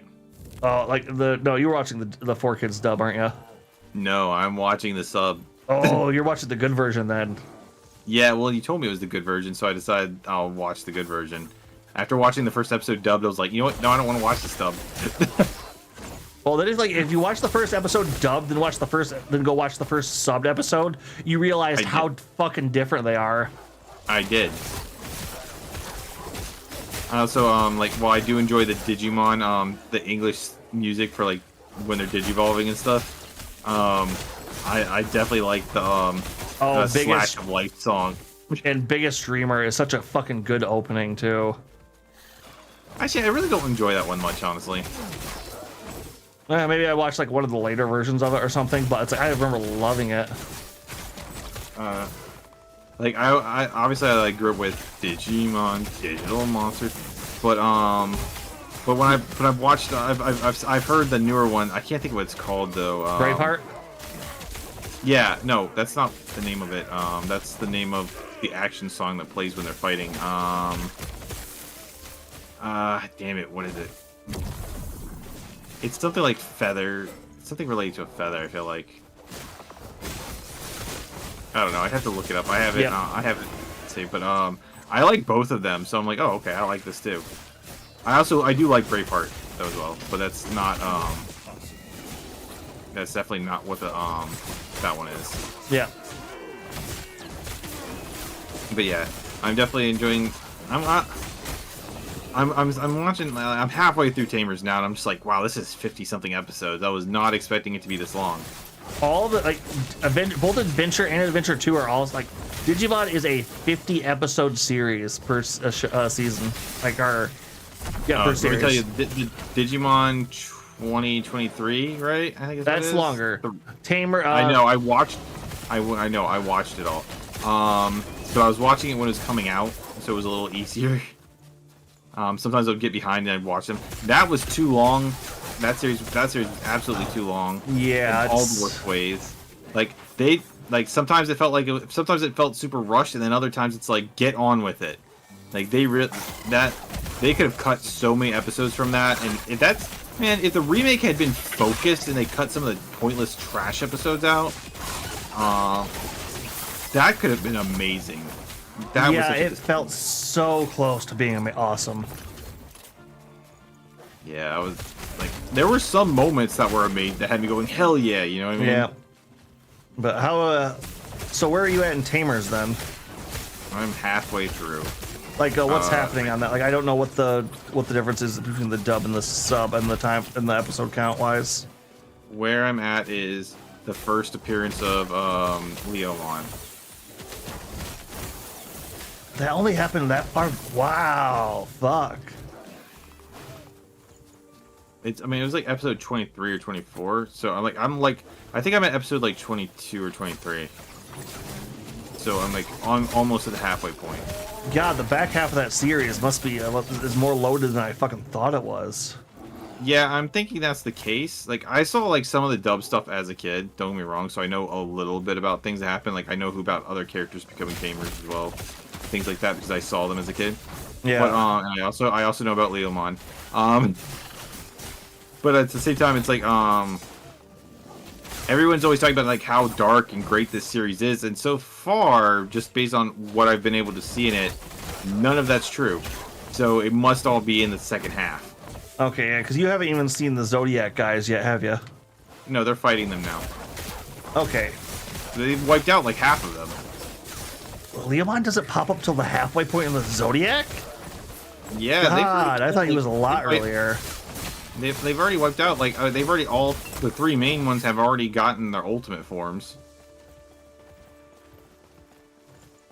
They've definitely wiped out at least 6 of them so far.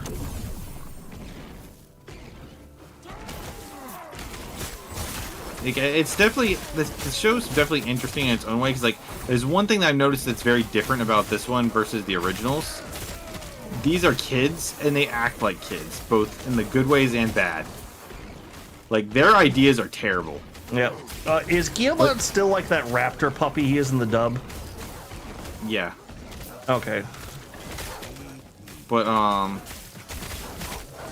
and he's voiced by Goku, which I love. But, Yes? God, I did not know that one. yeah, well, I'm putting money on, yeah, so this flame thing we have right now is, like, draining my ability to attack. But yeah, so, that voice I'm 100% sure is Japanese Goku. I would put money on it. I could believe it. But, I wasn't expecting it. Yeah. But I'm watching it and it's like, it seems like a lot of the problems in that show, like, our main characters are dumb. But not because they're dumb, they're children and they feel like children and their ideas are stupid like a child. Like the fact that they think that would work. You know what I mean? Yeah.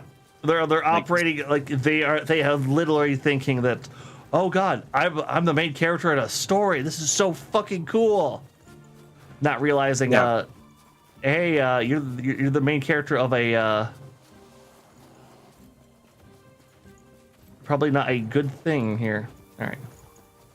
Yeah, it's super interesting in its own right, but you know,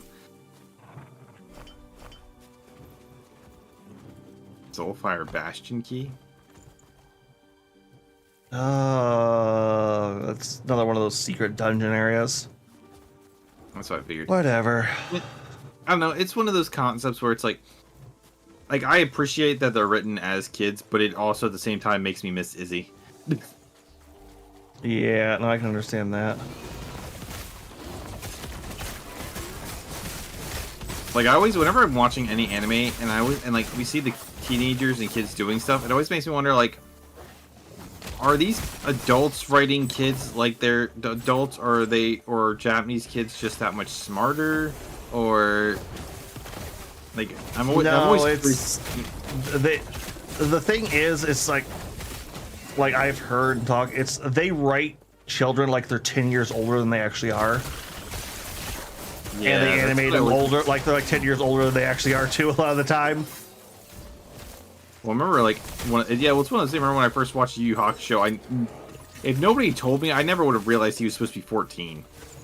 Yeah. Like, heck, I thought they were like in high school, no less, at minimum, you know? Yep. Ooh, poison.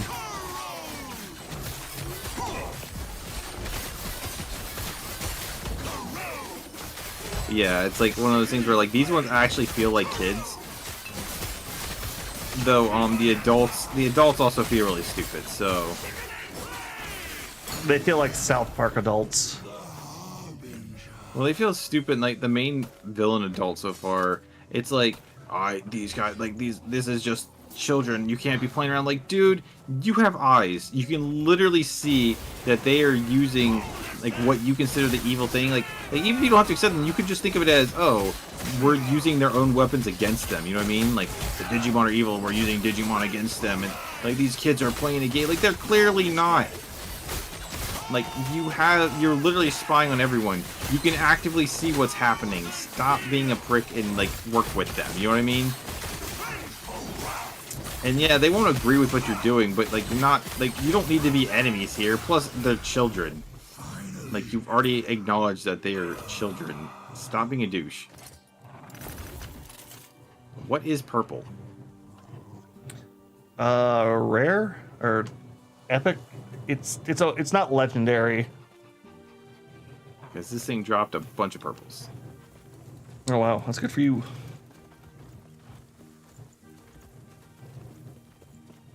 Oh, I got a bunch of skills. What is this?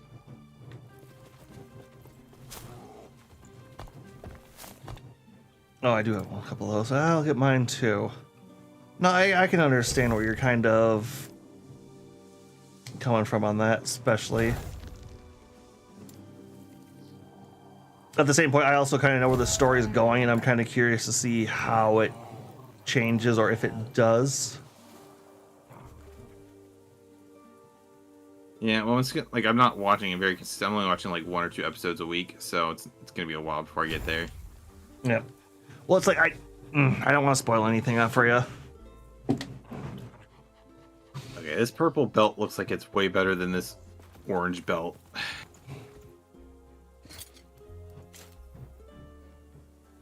Oh yeah, this is way better. I'm using this.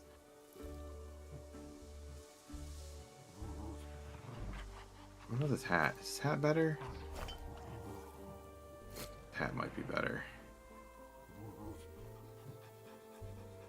Oh yeah, this hat's way better too. Yeah. What about my suit? Is this suit better?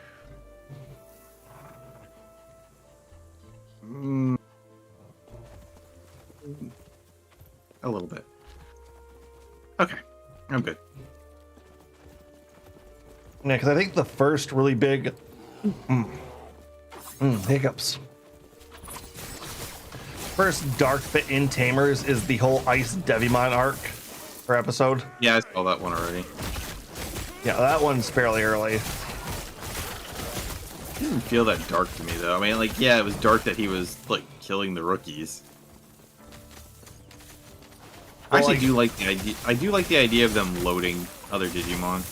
Oh yeah. Like that's like, it makes sense in a lot of ways. You know what I mean?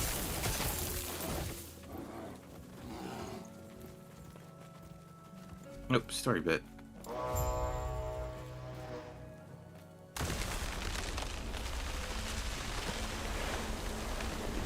It looked like it broke just to reform. Yeah, why did we need the horde to walk across the frozen lake? Or why couldn't we have just brought a ladder with us? I don't know, it's... Who knows? We're gonna go fight a firebird or something.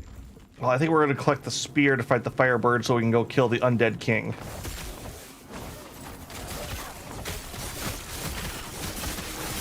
So is the undead king actually Lavos? No, but we think he's the one who causes him. So think the evil queen from Chrono Trigger, I would say, probably. Fair enough. Did she actually cause Lavos? She sped him up. Okay. Because I know that Magnus was also trying to summon Lavos. Yeah, to kill him. Remember, he was there because like, nah, I'm getting my revenge. Fuck Lavos. Man, the first time I played that game, I actually ended up killing him myself. We did that one-on-one fight. I thought you had to beat him to get him, and because I knew my friend had him, so I knew he was a gettable character, and I ended up just like fighting him and actually beating him. Oh, that so I kind of killed him off sucks. in my play. Well, it's fine. I played through the game again later on the DS, and I knew better that time. That's still the best version to play it on too. I know I own it. I'm only sad about it. Like, the only thing I don't have with it anymore is like I don't have the poster because I had put up on my wall in my old apartment, and it got torn. And then when I moved, I just like didn't bring it with me. And so it's like an incomplete copy essentially. Part of me wants to go online and be like, Loot I want to buy lizard. this. Just want to buy the one DS poster so my copy is complete again.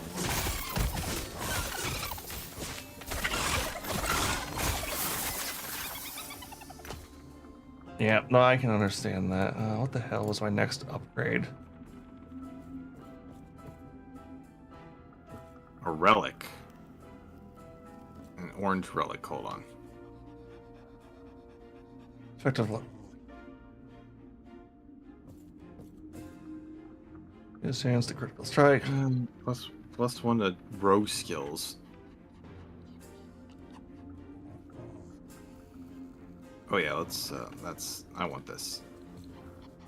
A lot of these things don't have like resistances to cold damage, which is what we're fighting, so it's kind of a problem. In its own Yeah. way. But they're so much better at everything else. I am noticing I am starting to take more damage now, so maybe the levels are catching up to us a little bit. A little bit, perhaps, but strength. Nope. All right, that's the tree I want to go in.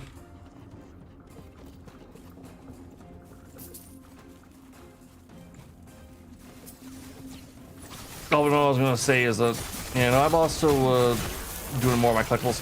I actually just put in my pre-order for Xenoblade X at Best Buy to get their metal poster. Oh, okay. Because I am excited for that game's re-release. Apparently, they're also adding a bunch onto the in-game too. So, you know what? I remember that came out. It was at the time where I was like, that collector's edition is gonna become worth something, but I did not have the money for it. I think you might be thinking of Xenoblade 2, because I don't think X had a collector's. Maybe. The saddest collector's edition thing I ever had was I've gotten like the collectors for every Kingdom Hearts, right?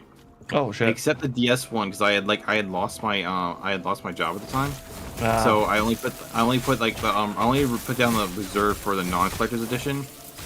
And I was like, can I just upgrade it later? And he's like, yeah, sure. So a week later, I got a new job, and I went and it's like, all right, I'd like to upgrade. And like, oh, we're not taking things. I'm like, or for the collector's edition anymore. I'm like, but you guys said I would be able to. Like, sorry, you can't. And of course, that became the rarest collector's edition and jumped in price by like $500. I'm like, yeah, the one I couldn't because of a stupid GameStop employee. He lied to me. He did lie to me.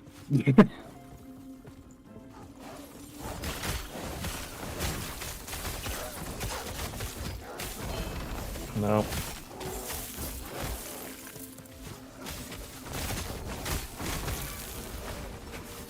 Ooh, that's a good item. I'll have to check that in a second. Kind of in the that's sense good. where it's like, because of like the room game, I'm kind of in this weird spot. Like games take up so much space, physical ones. I love having them, but at the same time, it's like so many. Like every game ends up becoming so easily emulated that it kind of like kills some of the fun of collecting them. Yeah. So and now I'm the kind space of just gets like, irritating because I finally hit the cap on the space I currently have. So all new same video. here, like.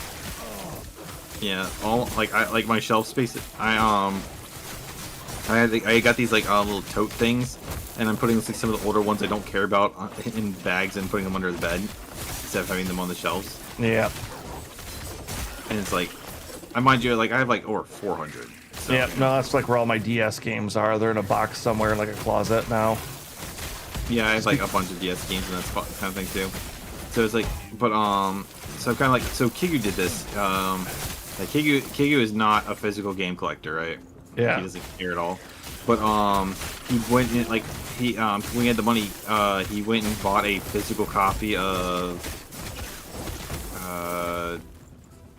Gunstar Heroes. Oh yeah. That was his first game ever. I felt like the box copy sequel to that, not- like about to get my local game shop. I was debating on picking that up. For the Game Boy Advance. No, it was like for the PlayStation 2 or PlayStation 1. There is not one for the PlayStation 1. You're thinking of Guardian Heroes. No, it was Gunstar Heroes. It was maybe it was. Oh, maybe it was the Dreamcast. There wasn't one. There's literally only two Gunstar games. One on the Game Boy and one on the like the original on Sega, and then the sequel on the Game Boy Advance. There is no others. Okay, it looks like we got the portal up here. I also have I have one on the DS. Oh shit. Or on the Game Boy Advance. Like I kind of want to go head back there because I got to do some stuff tomorrow. But I'll take a picture of it and see, like, post it. Yeah. Go ahead. I guarantee you it's not Gunstar. You might be thinking of Contra? No, because it was. I remember because I went into my shop and it was like, it was just a bunch of weird stuff. Because it was like Master Blaster was there. That's where I picked up the Suikoden 5, which finally completed that collection. Fuck yeah, I was so happy about that. I spotted that in checkout too. Like, I had like I was just like finishing up and I looked at their case and I spotted it.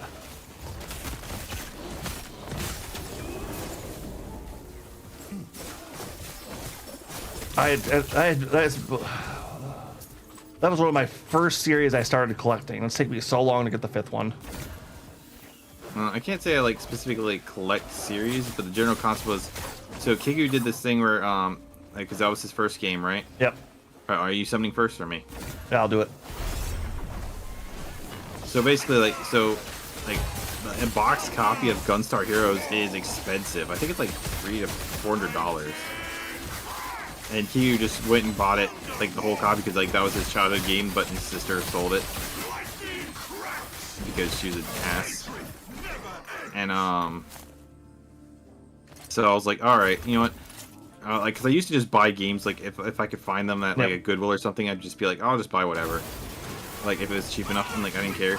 Now I'm putting more effort into like just picking things specifically. Last time I was at a game convention, I was like, all right, I'm gonna buy one really expensive game that I just want to own. So I bought a so like, okay, I don't remember what my first game was.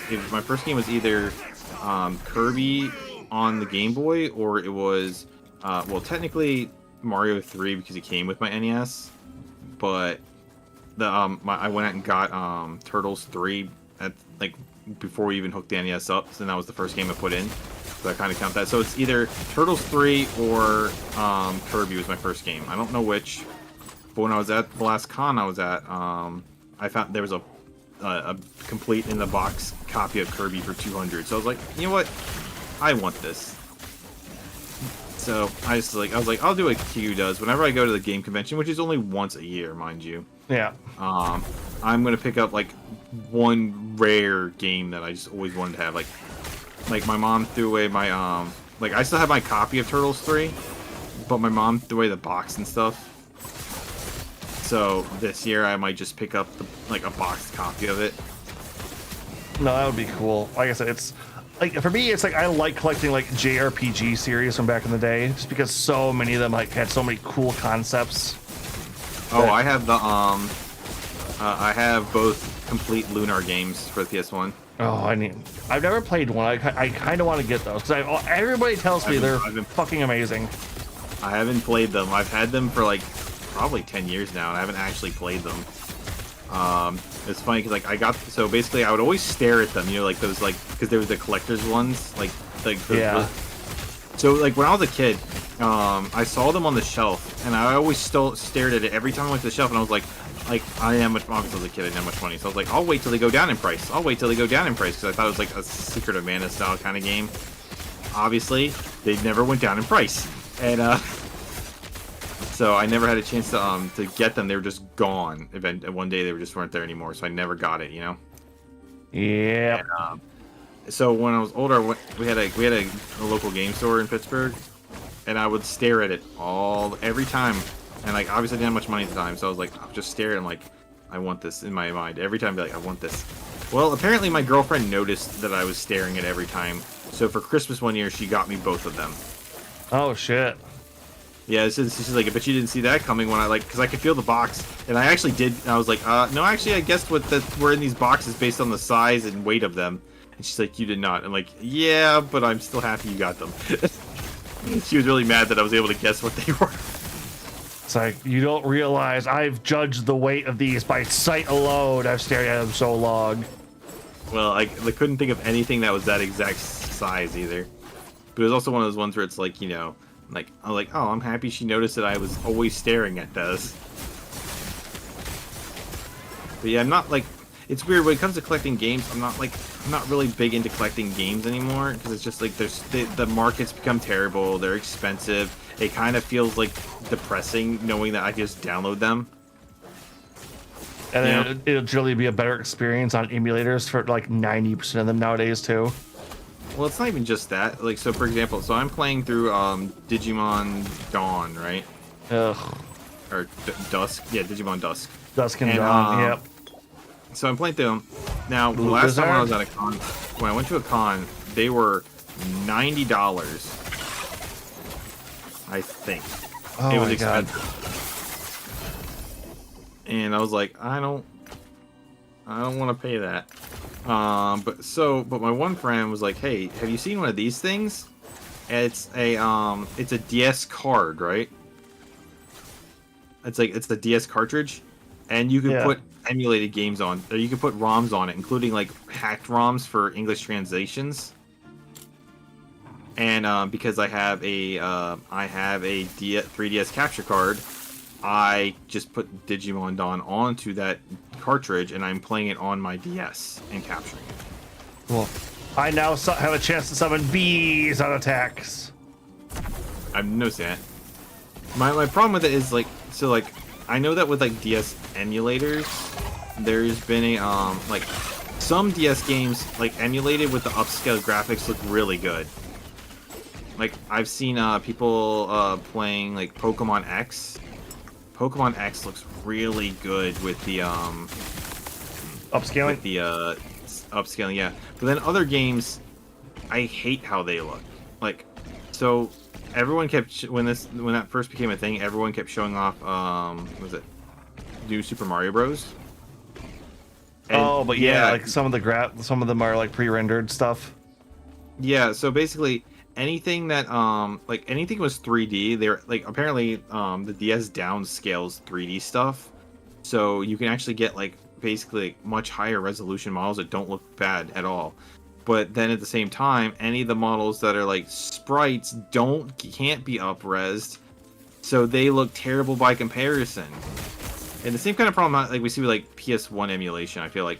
So someone showed an example of it. It's like, so if you play a PS1 fighting game emulated and you use it with and you up-res the visuals, they look fantastic.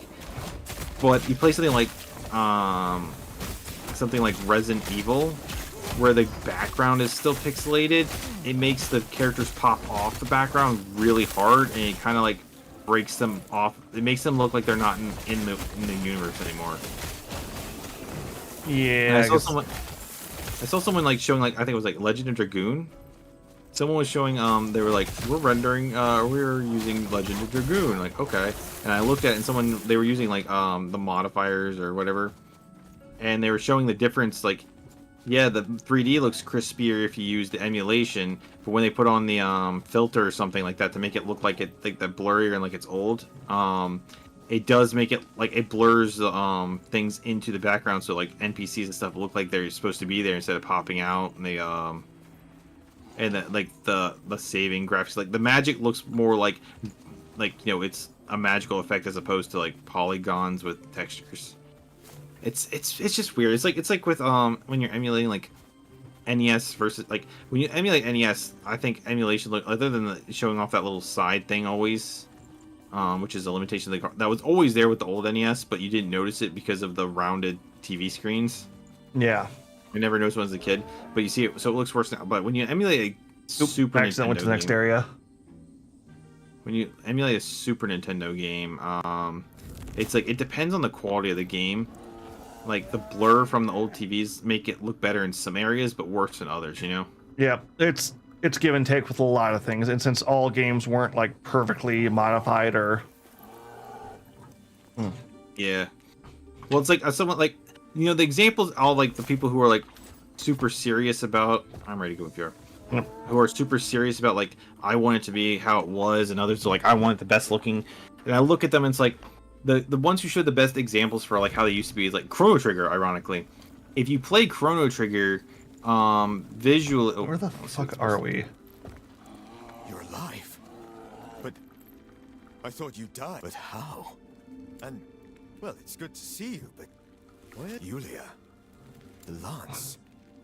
Then Herod, I apologize for my rudeness.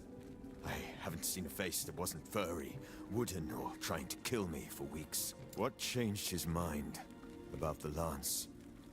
No. Damn it. I'll avenge him. His lance will be struck straight into Raye's black heart with my hands. And to think I was wasting time on Yeroon. Do you not know? Yeroon was a champion, and was there when Morditas rebelled, until Yeroon was seduced into becoming his champion. I wanted to learn more. Legends say he might... But who cares about that? I must deal with Raye. The lance is just up ahead. Well, I think we're gonna... Oh. I'm listening to what he has to say. Okay.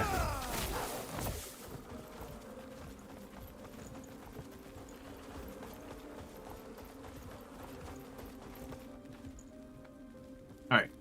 Like I was saying, like when I looked at Chrono Trigger, right?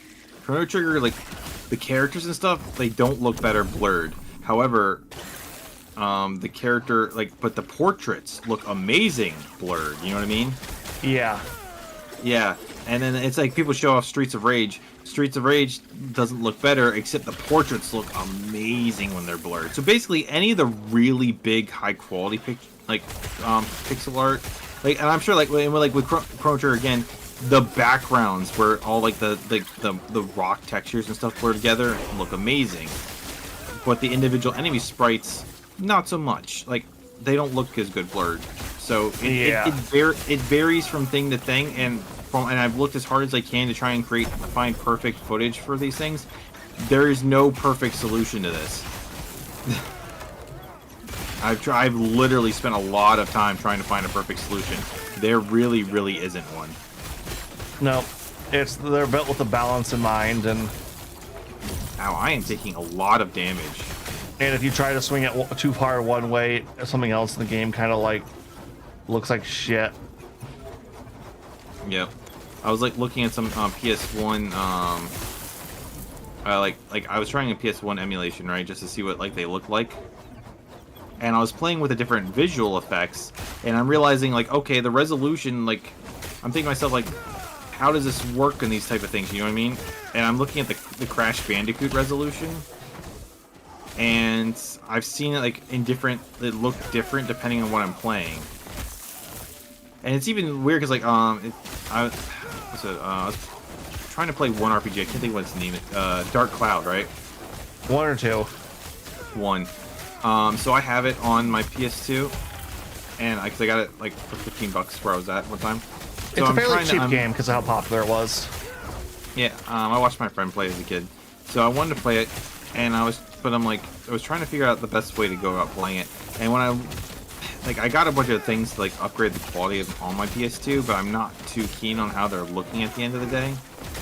But the game is also on PSN, and they're using like the PSN is using an upscaled version the same way like the emulator is. Like I compared people's gameplay footage to look at it, and they're using the upscaled thing. So it's like that's technically an official release with the upscale, you know? Yeah. No, it's kind of been the thing I've hated about like a lot of companies like re-releasing stuff on their consoles. It's like, you guys are just using an emulator upscaler. That's all the fuck you're doing here. Well, so it depends on what they do, because like the ones where they increase, like, there's a difference between an upscaler. Ow, crap! I'm taking these ice guys are doing so much damage to me now. Oh, see, now these guys aren't doing dick to me. Well, regardless. So like there's two types of there's the upscalers that just like upscale it for HD, but then there's the ones that increase the actual resolution, like where, because I was playing with it on Crash Bandicoot just to see what it looked like, and there's like I could make Crash be kind of like his, like he had blurry pixels, and I can make him like this, make him really smooth, but I could also have like two different levels of sharpness for the pixels, so like he doesn't look like he's too smooth. He still has like little pixelated edges, but they're not like, I don't know, it doesn't look glossy smooth, you know what I mean? Yep. All right, And I next was area. looking at the different versions. I've been getting attacked by stuff this whole time. Where are you at? All that's left is locating the lance. Oh, I didn't realize we got. Oh right, I have the NPC with me. That's why I fucking thought you were this whole time. Okay, yeah, I found the door. But yeah, so when it comes to emulation stuff, like I said, I have an actual physical 3DS. You know what I mean? With a capture card. Yeah. So I can just capture. And then now that I have that DS cartridge, I can literally put any DS game on there. Like I have a physical copy of Jump Ultimate, and I actually 100% beat Jump Ultimate. Like back then, like I looked up a guide for some of the stuff I couldn't read, but I was able to beat it without being able to read what was happening. Alright. Dang, I'm about to die. These things are just wrecking me. Holy crap. But I was about to but now I could like download I could download the emulation of it with the translation if I want, and I can play it on my 3DS. Oh yeah, where the hell are you? I have an NPC with me as well.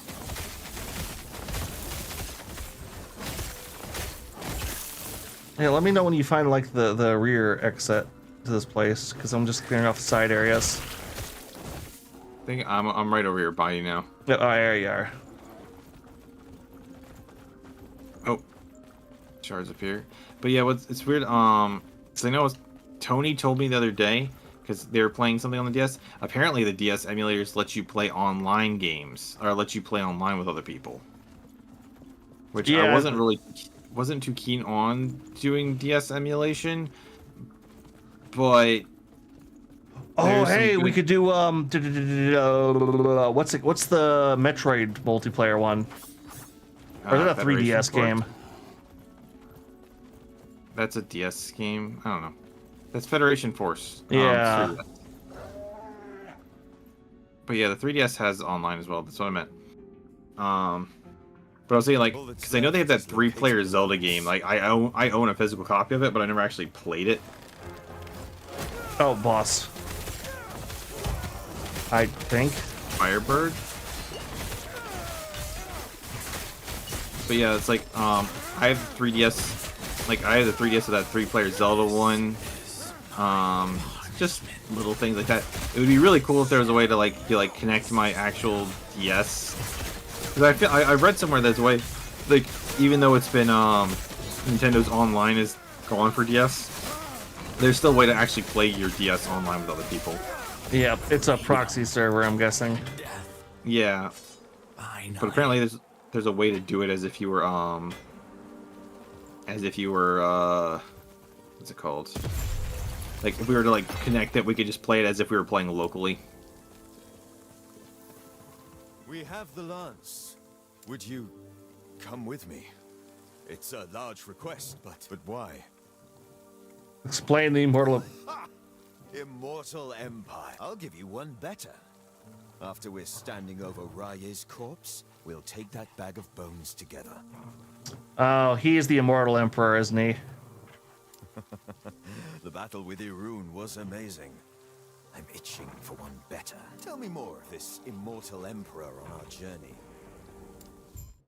The lance was found, and a bond was formed. Do you think we'll see Herod? Before... Their fates intertwined. Let's go together. With mine. But for now, they focused on their gods.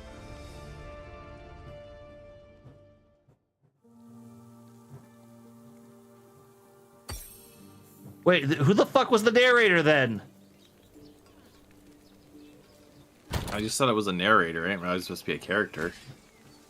Well, you said that their past intertwined with mine. It's like, bitch, what? It's like, no. Go back and explain that, please. Yes. All right, I'm selling some crap.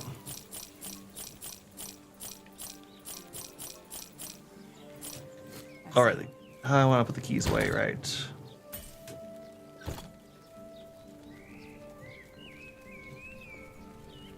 I know things are grave. Oh, we but I opened can't up some help more but feel relieved that Grail's back. Of course. What is it called? He is The Herod's champion. All that is left is to take the the relics? lance and bless it. Or the idols? Oh, yep.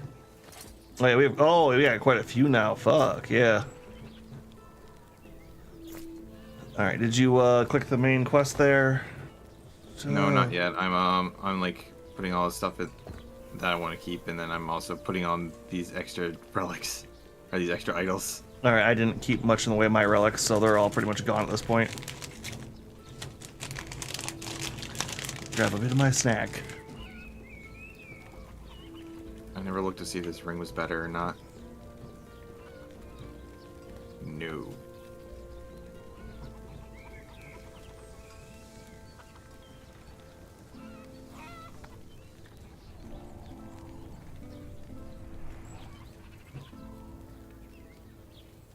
Alright, main quest person? Alright, hold on.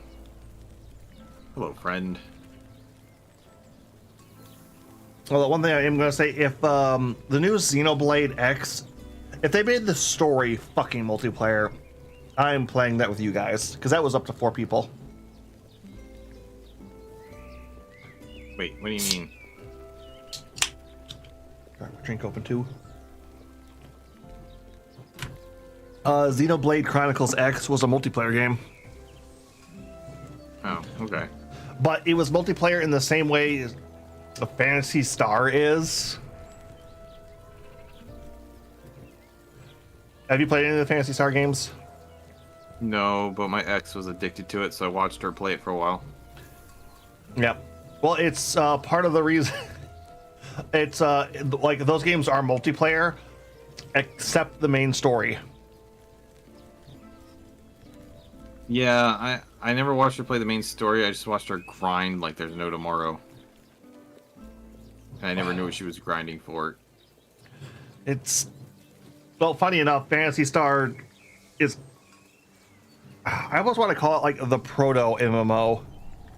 I also know that they never like released Phantasy Star 2 here in the States because I had another friend who was like addicted to it. He was playing the Japanese one. I played the ones for the GameCube, and then I played Phantasy Star Universe. I liked it. It's that action RPG combat. It's always kind of fun. I don't think it was Star Ocean. I was say like I have Star Ocean on PS1 that I got at Goodwill one time, but I never played it. I believe that's actually the second one, because we never got the first one in the States. They did a re-release of that. It's really good, like a remake. Yeah, I heard that. Like I went through that on stream. It's it's legit good. It's one of those things where it's like I really like RPGs, but they're also so time consuming, so I don't usually get to them as much as I used to. Like I think I'm like 11 hours into the new Digimon Dawn. Honestly, it's the problem with that Digimon game is that navigating the maps is such a chore. Yeah. The combat isn't too bad, and I'm figuring I'm like the game's not like the game is like walls of text for if you want to understand how like digivolving and stuff works. And I was like really, there's this many tutorials like that you can go click on. I'm like, ugh. But I was starting to figure some of it out on my own. Are we going the right? Yep. Okay, we are. Oop! I did not mean to click on that. What'd you click on? I went to the next area. Oh, I'm in the next area with you. All right. Like, I don't think it's bad combat-wise. I spoke to Herod. He wanted you to be here while he I was see lance. you have returned with the lance. Now it shall bear my final blessing. Kind of blessing. So he stops doing the voiceover talking. Yeah, it's irritating. Even the gods cannot observe what fate intends for us. Do not let it bind you. Farewell. Bye, Xerneas. Oh, that's a nice effect. Yeah, that's cool as fuck. I wish I knew who the fuck that was. We have Herod's blessing. We must move on. There are other matters, other gods we must tend to. Our only chance to defeat Rye is if we gather their blessings. You're right. We will. We'll travel west towards the sea. Lagon is there, the god of sea and storms.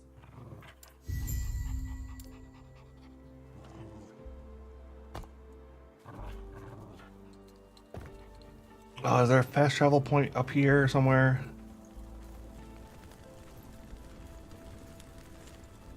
There is not. So it looks like we're going to the water to the Back where we area. came. Yeah. This I'm starting to feel. I think we're going through the plot in reverse order.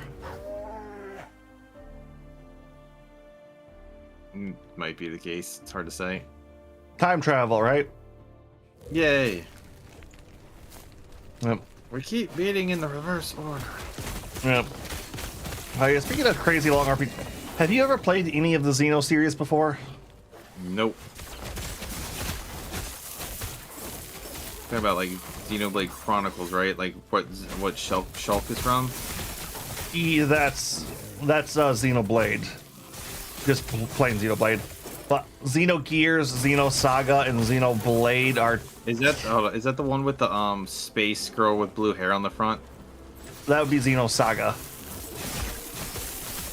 Too many Xeno games. Well, they're all part of the same franchise. Yeah, I heard that one has like 30 hours just of cutscenes or something.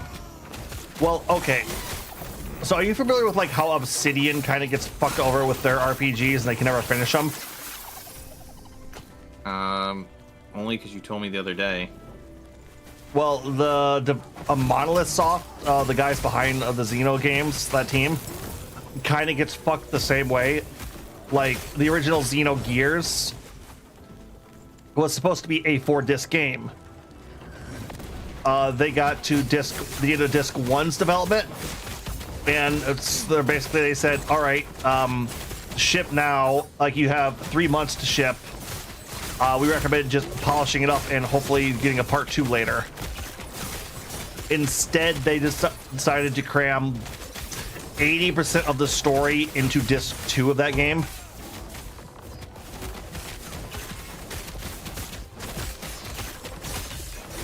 So much damage. All right, like what's one of your favorite like Final Fantasies?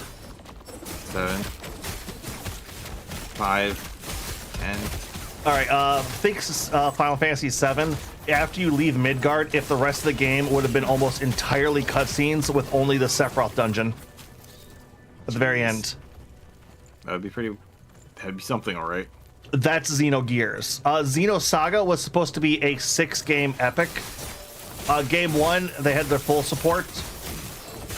Or a 3-part, because Xenosaga is part 1, part 2, part 3.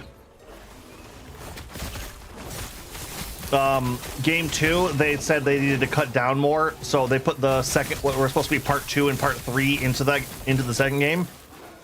For the third game, they told that was the final one, so they put 3 JRPGs worth of story into a single game. So isn't that kind of like what the problem with Shenmue was, wasn't it? Shenmue has the opposite problem, actually. Like, Shenmue 3 is basically what would be like the couple opening areas and quest of a game, stretched out to it in a 60-hour game. Never actually played any of them. I have the second one on Xbox that I got at the Goodwill. It's like, if you're ever curious for like history's sake, it's good, but like I've heard it hasn't aged well. No, it's one of the first open world JRPGs, like realistically, like do stuff and like explore stuff kind of thing, and it really feels like it. I mean, I like going back and trying stuff for that type of reasoning on occasion, but it sucks a lot of the time. It's one of those things where it's like, if I had more time, I would, you know. But it's like I said, like I'm playing Digimon for review, and that's already eating up like most of my free gamer time. Yeah. Well, the other thing with the Xeno stuff, the Xenoblade series is after they got picked up by Nintendo. So they were given the time and money to make the first one, and it's really good. It's just Dear Mother of God is I don't have anything to do. I just we just needed to come through here to go to the next area. Is it very philosophical and very deep, even for like a JRPG?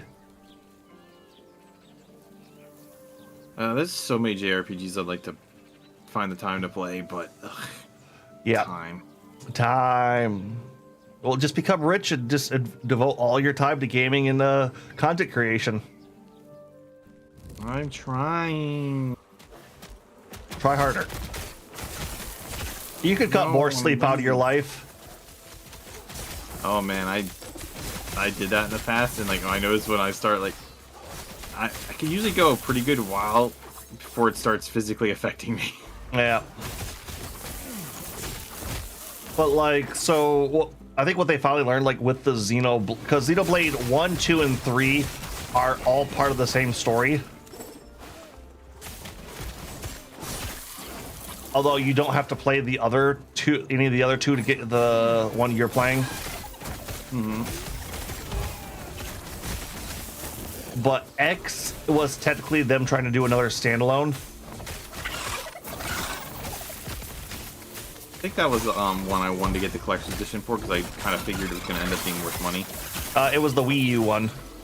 Yeah, that was the one I was trying to get, but because I figured it would be worth something, and I was right. But I also did not have the money for it. Yeah, I had the collectors of 2, and I was so pissed off because Nintendo like didn't release the collector's edition for 3 like outside of Japan. Even the English version like got bought up by like the Japanese market. Oh, see, I was really sad. Like, so they never released in Japan. They didn't release the collector's edition of the Mana collection here in the States, and I was disappointed at that. Because it came with like the characters from Secret of Mana. Oh, that's cool as fuck. I did get the collector's edition for Visions of Mana, which I haven't gotten around to playing yet. But I got it. All right, hold on. I just hit level 5, so or level 50. Once we get to a spot where we're not fighting, I need to put a new skill on. Have you hit 50 yet? No. All right, I'll wait for you then. Level 49. No reason for us to both pause separately on that. It's not like this is hard yet. Oh. I am taking a lot of damage though now. Well, we should be getting close to end game. You think? I guess if that one guy we're trying to get the spear to kill is the final boss. The Undying King. Yeah. I imagine it. I also think that the guy we're currently helping us is like revenge is going to be that king. It's possible. Though I always hate, like, if that really is the concept, like, why he... Alright, I got level 50, so we can do it now. Alright. Why he wouldn't say anything to us, like, it's you again, blah, blah, he blah, did. type thing. It's like, why are you here? Like, the Undying King did say that to us. Oh, I didn't realize that. Yep. Fuck, alright. Warcry. Not really the best.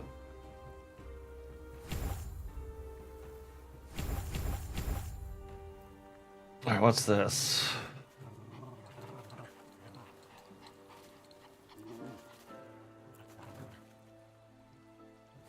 Oh, that's good.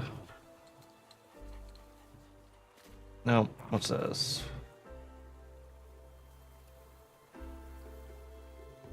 Oh, yeah, and I'll take that. More bleeding effects, yay!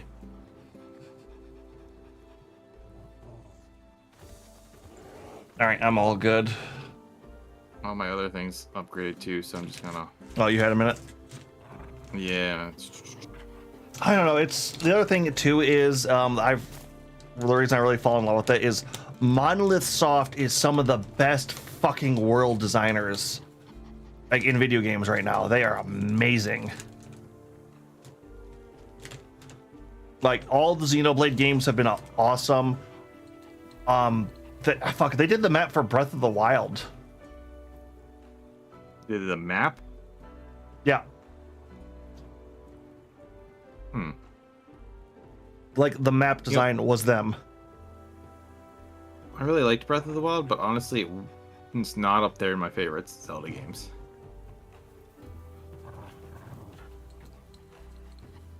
Yeah, but you have to admit, it's like that open world map was fucking amazing. Like just being able to explore that.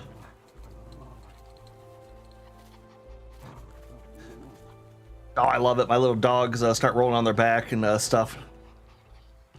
If I just stand around here.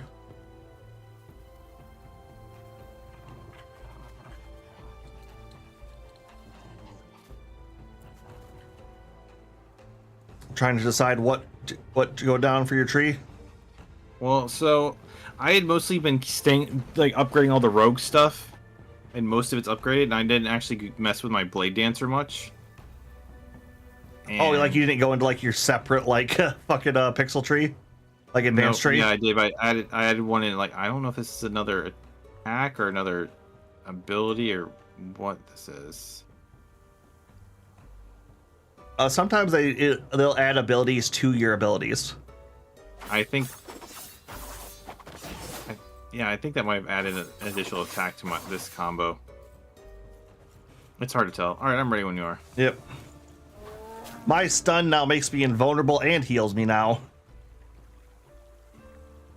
I haven't really been paying too much attention to my future builds. I'm just kind of like, all right, this looks cool, and just kind of going in path. Oh, I've just been taking stuff that like heals, stuns, strong, heal, stun, strong. I've been just adding a lot of like penetration abilities, so I can hit multiple enemies at once with my range attack. We have a problem. Just clobber as many as Settlement will possible. prove more complicated than we thought. It is too dangerous to take the river, but other routes will take weeks. Are you insane? You would be fighting alone. You did well. I'm with never alone. Valkyrie. Then, they're holed up in the pier. If you think you stand a chance, show no mercy.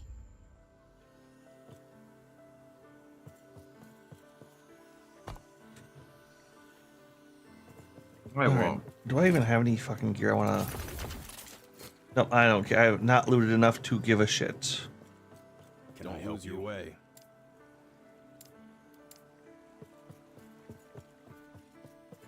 What I would give to fight them off. They were not prepared. Oh, because these guys actually talk. Urged me to show Deep Harbor how to fight back. I trust you'll show them the same fury you had at the tomb. Ha! Glad to hear it. All right, 1 second. I need to use the restroom. All right. Go ahead and do stuff. Chat, you're in my house now. I'm in control. All of the power. Which is not going to be much, because not much I want to really do in this game. Honestly, it's always been fun, but... it's just been so... meh. Impossible.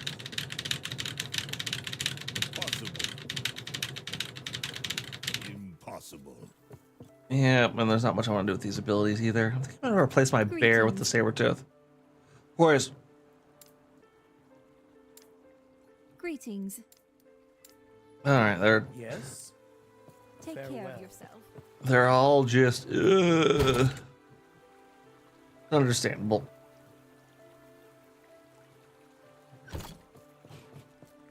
Oh, actually, not... no. Yeah. I don't really have much. Is this,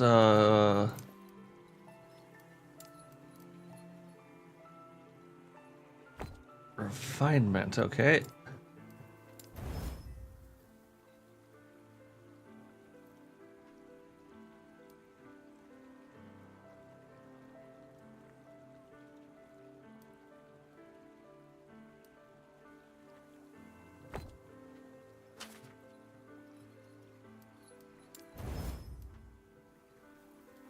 I don't know if I'll use a potion. Yeah, this doesn't appear to be doing fucking anything. Screw it. With legendary. Alright, after making peace with the Nagas, Lord Brent Scarlet and needed to secure his legacy until turn his eyes to an easier conquest than islands.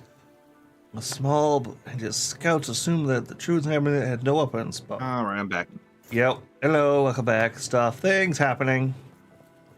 All right, anything interesting happening though? No, everyone's sad and poor and sad about how poor they are. So we're in America. Yeah, not yet. We all know things are gonna get bad. All right, Burning Pier. Let's go kill some fiery bird people. Are we teleporting? Or are we Nope, it's a path over here. down to the right? Oh, Yep. hell are you? Straight down to the right.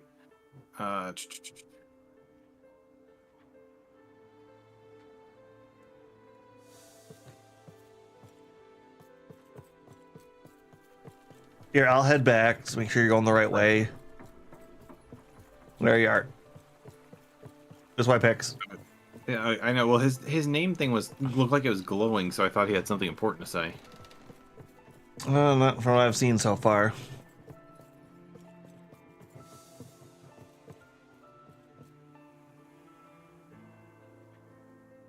It's a shame because so time travel stuff like this is usually stupid. Let's not not be real. They But I also fuck it up. love the crap out of it. You know? Yes. Things like I like when something like in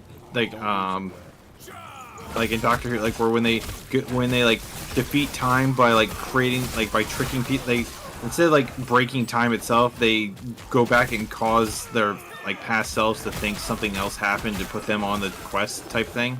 It's one of those I love time that. travel. It's like as long as you like don't know you're fucking with this, you can get away with it. Yeah, pretty much. It works off the law of relativity kind of thing. Yeah, so I always enjoy that a lot. I like time travel stories. I just wish that like I don't like the way the game tells the story. No, these like little bit of cutscenes we've been getting. If we would have had more of those at the beginning, I probably would have been a lot more invested in this. Yeah. A little piece of me is also kind of wondering if like this was like the seasonal updates is like expanding the story, and that's what these cutscenes are. Like if that was like at the end of the game at one point. Like I understand that I understand like if these kind of games are about the gameplay loop, but like it's one of those things where it's like it'd be cooler to be invested because when you make entire worlds like this, you know. Yep. Like these Wait, type what of the worlds. fuck happened to my health? I have like 1,800 health now. Is that good or bad? Oh, I had like 800. I have 1,000 more health than I did. I had like 800. No, but whatever this earthquake thing is, for whatever reason, whenever we get these like things where we activate the stuff, right? Yeah. You know your little mana pool. Yeah. It whatever it is, it's using up mine, and makes it so I can't use any of my attacks or anything. Oh, that's weird. Whatever. I'm back to normal. It's one of those things where like sitting there. I don't know. Like I'm not that like whenever we talk to any of the NPCs, I'm really just not that interested. Plus, they're talking about like gods and characters that I don't understand. You know what I mean? Yeah, it looks like a lot of them weren't explained until like this point. Like it's cool that we actually got to like run into them and stuff Oh like yeah, that. whatever that buff was doing it. I'm back to like 1,000 health now. It's just one of those things where it's like, I would like to sit and talk to all the people, but when I talk to them, they don't seem like they're telling me anything interesting, you know? It's like, can't really- oh, this is so horrible. I can't really tell what's happening half the time. And they're using a bunch of words like, these things are happening here with these people, and it's like, you guys need to do a better job of explaining who exactly we're fighting against. Like, right now, I get that the Eagle is who we're sending these enemies to us, but like, half the time I don't know who we're fighting and why. Yeah. Like, I know, like, for a while it was that Evil King, and then I guess those other ones were, in that one time, they were just the monster that destroyed everything, that's the Abyss. Yeah. So what I gather so far is, we got flung to the deep future, found out like, hey, things get fucked. We should go back and fix that. All right, get the epoch, and then you can go back and fix that. get the epoch, hit the end of time, get all the story bits, and it's very much like, yes, we think it's the immortal king who was fucking with something, who summoned the void. So then it's become, all right, let's kill the immortal king. That should solve that problem. And then we had that whole weird stuff. It's like, oh, it's the traitor, but not really. But she kind of is. But you weren't. Her plan, like, it was there to have you have this spear, which you don't have yet. So now we're going further back to like the god stuff we were originally trying to solve. Yeah, so I'm mostly like looking at this. Let me put it this way: I'm only understanding this because I played Chrono Trigger. Yeah.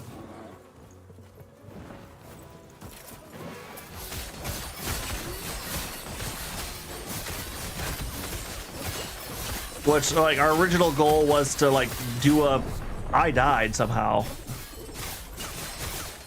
Damn, he did. Fuck it. He did a crit. He overkilled. He did 800 damage to me. I just died as well. So I was like, it was at the very end of his health, right? And I went in for the kill, and it double hit me.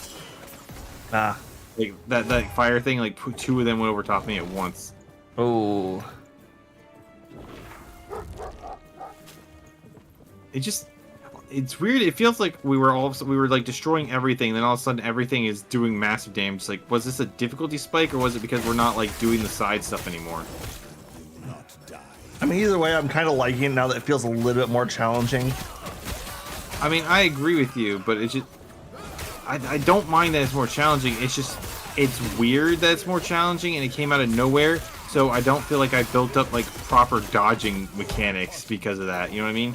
Yeah, you're used to just being OP as fuck. Pretty much. Well, that's the one thing I will say is the end game for these kind of games generally are like very technical and require a high skill ceiling. I mean, I wouldn't say this is a high skill ceiling. I just have to actually like pay attention and dodge. Oh no, trust me, like the end game stuff is always crazy. I mean, like I didn't have to get killed there if I didn't get greedy and wanted to go in for the blade dance kill. I would have been like, oh, I'm just gonna kill him now. Like, oh, well, that was dumb. I should have just kept sitting there kiting him.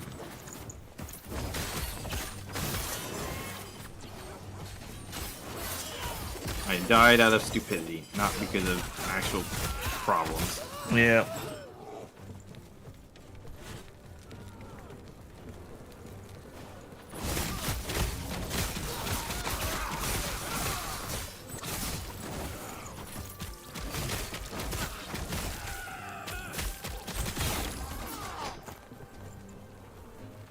It's also the concept. I feel like we're probably not leveling up our gear correctly. Yeah, there's a mechanic we're missing in there somewhere. Oh god damn it, we're not supposed to be here yet. That's why everything's off a little bit. How do you know? I'll pull up the map. You can see the quest marker where we're supposed to be. Oh, would we go the opposite way or something? No, this looks like the next area, but looks like we weren't supposed to be here quite yet. Looks like we need to do something.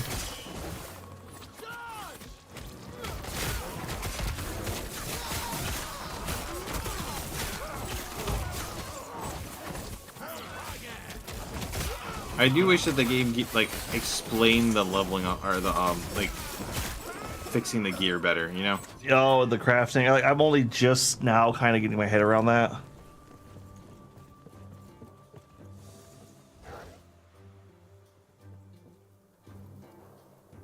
We needed to speak with a ferryman at Deep Harbor, they said. I did speak to him. I think that he's gonna take us somewhere. He's right by where the two quest people were. Or like or the trader and the other guy was. Okay, yeah, that wasn't there before for me. I don't know what the fuck's with that. Can I help you? All right, let's. Don't lose your way. Okay, yeah, that whole area was a sideway. Hold on, I got skill upgrade. All right, I'll wait for you.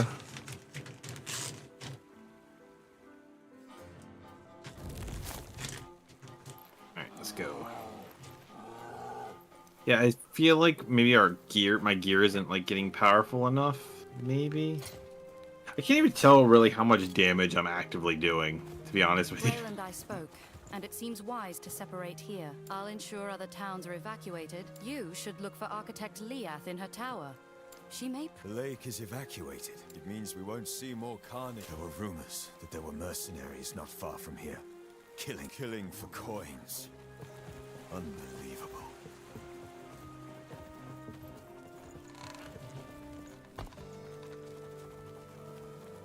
Okay, so we teleported all the way down here. Okay.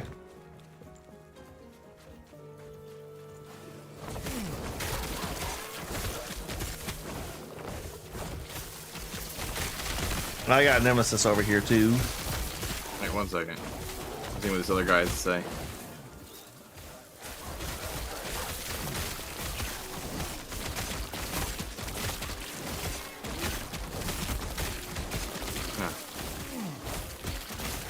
Since those two are main characters, I'm trying to like get an idea of what they're talking about, you know? Yeah, well, I can understand that. All right.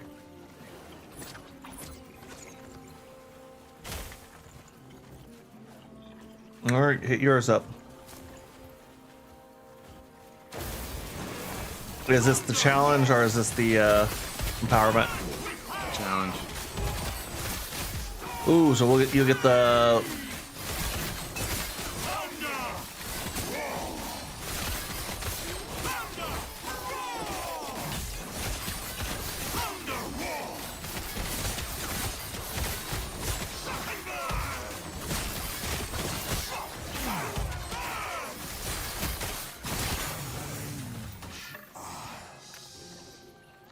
Got a clever and bleeding heart amulet. It's legendary. Oh shit! All right, mine's also a challenge. All right, you ready? Yep.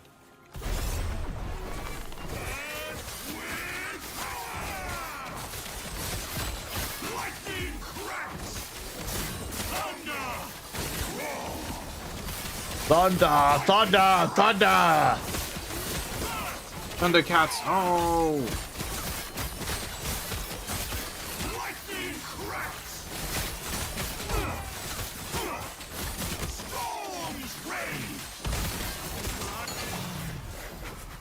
Wow, he just exploded. Yep. All right. Let's see here. Hold on, I got some real good boots out of that. I need to check those. Hat with a feather in it. Oh, they're literally the straight upgrade of what I already have. So yeah, we'll just take that.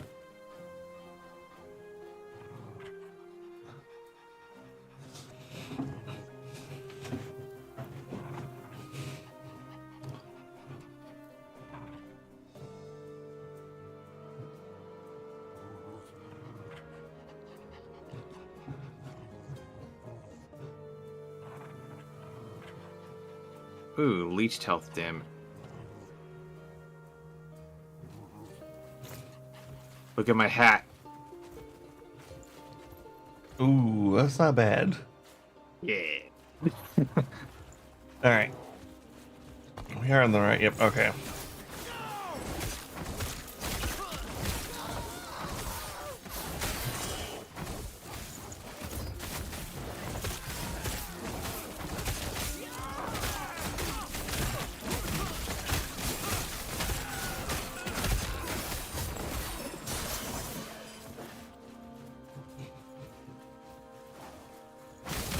Okay, so yeah, we were taking a lot of damage because we were ahead where we were supposed to be. And yet we weren't having too much trouble getting through it. Yeah. Like I said, we are... I mean, it's like you said, I like that it was more difficult, but at the same time, it was a weird difficulty spike. Yeah. So this makes more sense, but I prefer to have been more challenging. Yeah. I mean, we could always just turn the difficulty up. I don't really care about changing it when we're this far already. Yeah. No, I'm very much I'm good with just getting this to the end of this game. Yeah, it's nothing particularly special. Like I said, this is like my first time playing a game like this. That's fine.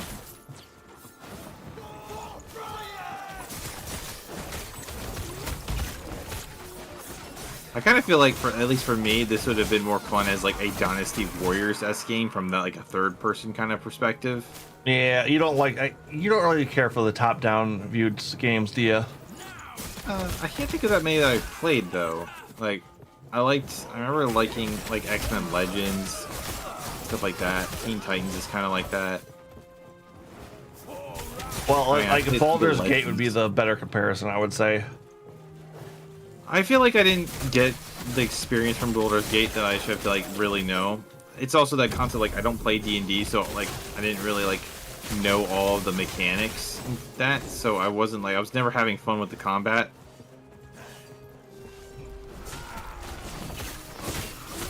No, I can definitely understand that. Like I mean, like I said, I literally got the speedrunner ending in that game. Ah. No, like that. It's the actual speedrunner ending. We looked it No, up. like I know. I find that very amusing. It was just because I was being reckless, and I also didn't understand what was going on, so I just ended up getting a lot of people killed.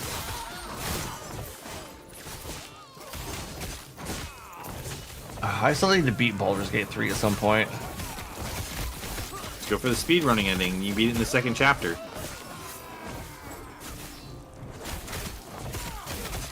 Ow. Quit getting hurt, you coward.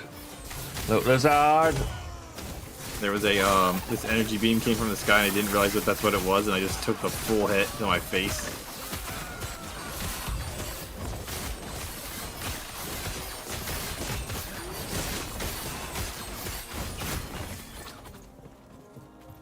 Wait, shards.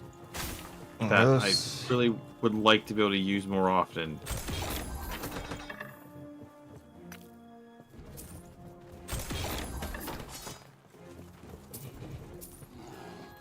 More skill upgrades.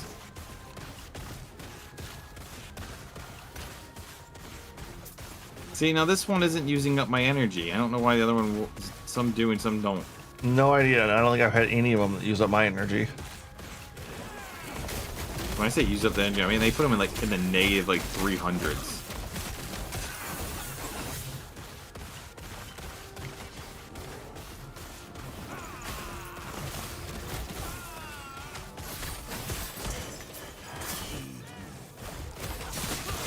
Other than, let's see, I'm trying to think of any games I played other than like saying that like I know of Diablo. I know of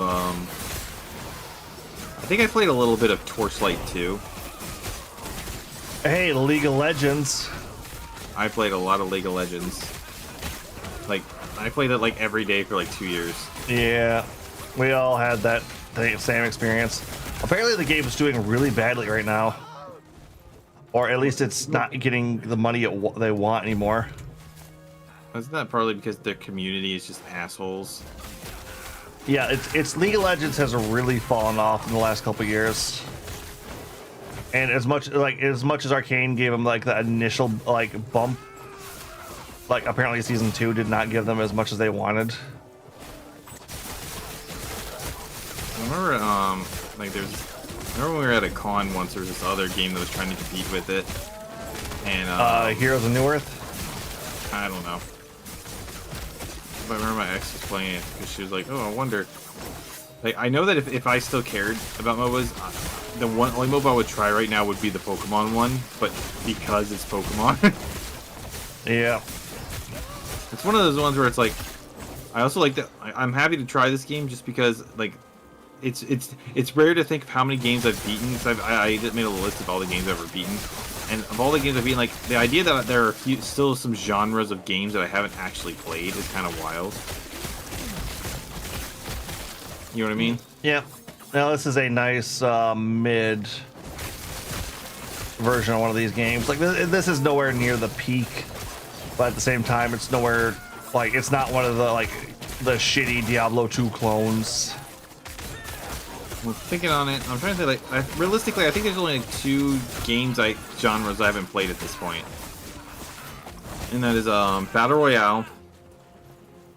At least I played like some of those like Nintendo Battle Royales, like you know, like the Mario NES Mario one, And Oh, like the Tetris 99 and I did not play Tetris 99 because I don't like Tetris that much. But F-Zero, yeah. like 99, or like those ones. F-Zero 99 was fun. That's still there though. But yeah, I put that like that, and this it is a battle royale. But let's be real, it's not the same thing as say playing like Fortnite or Fall Guys. Oh, okay. No, I did play Fall Guys. Never mind. I guess I did. Fall Guys was fun. I like Fall Guys actually. It's just Mario Party. Just the mini games. Yeah. But yeah, the only other one I haven't played is I haven't played any MMOs because I just like I know. Like I feel like the opportunity for like I didn't have the thing to play MMOs when I was younger. When I would have had the time to be addicted and enjoy it. I played And WoW now it's on like- dial-up. Yeah. So the thing about that is like I didn't have my own computer to play on dial-up. So like it's like I played StarCraft, and my family got really frustrated with me constantly like knocking out the phone. So yeah, and then this being on the computer for so long, plus we had like limited internet time, blah blah blah, didn't go too well for me. So definitely wouldn't have had time to play WoW. And I was kind of interested in it, but at the same time I kind of wasn't because I saw my friends playing it and it didn't look that fun to me. I can understand. MMOs are a very certain type of mindset. And it's one of those ones where like they said they were originally going to be like a Mana franchise MMO, and I was like, I'll try it if that comes out, but never did. I'm genuinely if it had come out at the right time, I probably would have played FF11. Got like Shenmue was supposed to have Mega Man was supposed to have an MMO at one point. The problem with MMOs, it's like, ow, I just insta died. Yeah, careful, the fire guys, like they have if they can crit on you, they hurt. No, I think I dashed. So those flying guys, they make that little the thing on the ground. I think it like that just like wrecked me with one shot. All right, that's Okay. closed currently, which means it's either a side area later or These bird people have a meteor attack that if you don't dodge it, like it insta kills me.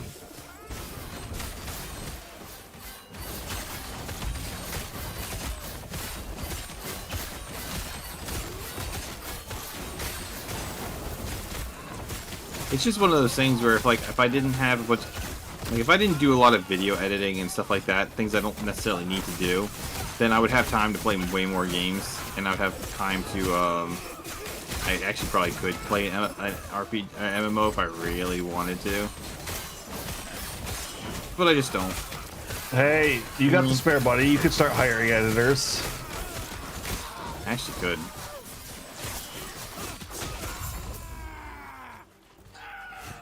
But I also feel like this probably isn't a good time in history to be spending extra money on something I can do myself. What the hell? What? Yes. Ah, I see you helped clear out the rabble down here. I thank you for your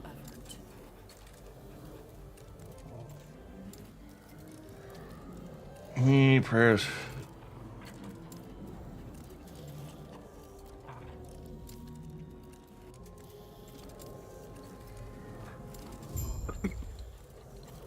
Yep. Alright,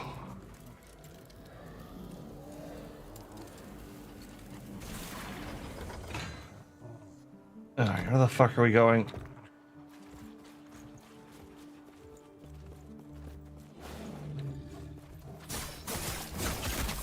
Here, yeah, no, like I said, I know exactly what you mean. It's like I still like Final Fantasy 14, and I still want to go back and play it, but I just don't have the fucking time. Like, there's too many other games I'm trying to beat, and it's like, as much as I love the community and the guilds I was in that game, it's like I just do not have the time to sink in. It's one of those things where it's like part of me just wants to be able to say I beat all the like the Roman numeral Final Fantasies, which would mean I would need to like play 11 as well. But I also know that like just playing it to beat the story. I know that you can beat the stories by yourself if you really want to, but like I know that a big part of like playing that game is about like it's not an MMO. It's not an MMO if you're just playing through the campaign solo, you know. The thing is with the Final Fantasy, at least 14, a lot of the MMO aspects in it are there as like side MMO for like world building. So what that game did is it turned the main story into the main story with the side raids.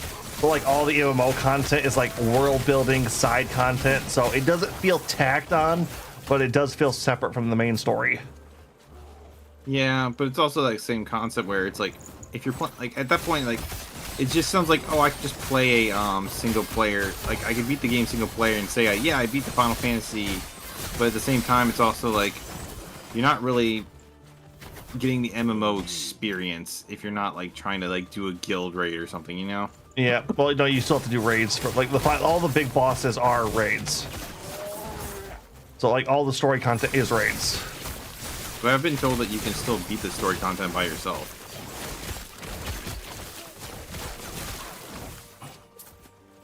Is that not true? I don't think so. Like you can beat like the story quest, but like almost all the big missions and stuff end in raids. And okay, there might be bots you can. This was just a dead end. There might be bots you can get to help you, but I don't think so for like the story, at least not the first time through it. I don't know. That's just what Kigu told me. All I know is that like no matter what, it wouldn't be getting the MMOs. Yeah. It's also hard to believe that there'd even be people around who are playing that who haven't beaten it.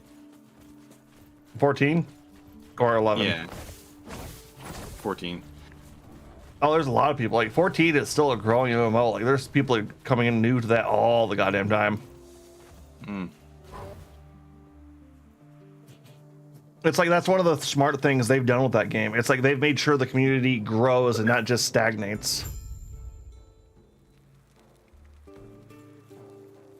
That's why they offered the first the main game and the first 2 fucking expansions are free to play now.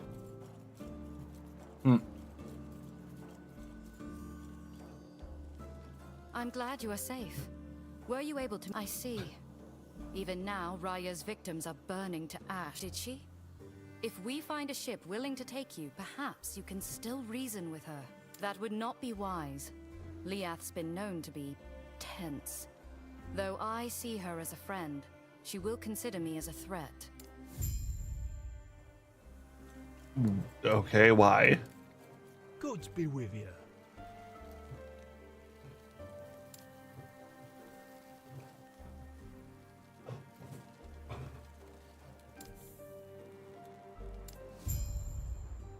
Good boy. Okay, I think we need to hunt around for like a person now.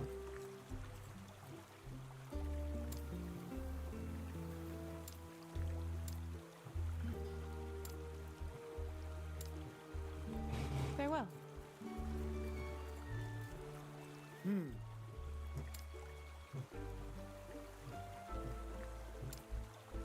Farewell. Good boy. Boy. These waters are dangerous. Say boy, say good boy. Been stirring up Oh. storms more than usual. But my ship. I've made my prayers. More than I can say about the others. Aye. Are you ready to head out? All right, I found the last guy we gotta talk to.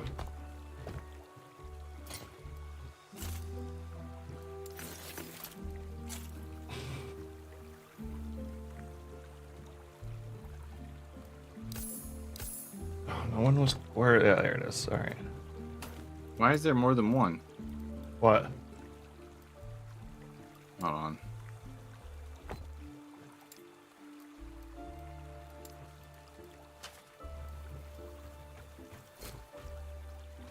Aye. Are you ready to...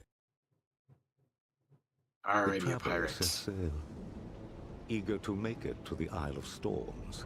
The ship is secure. Should reach the pier in no time. The God's temple, a beacon of light. Careful. Are you ready to head out? Because I know there's Yep. like a bunch of other people. I already clicked that. I thought you were ahead of me or with me. Complete with its capricious guard. Oof. Oh, Jesus Christ.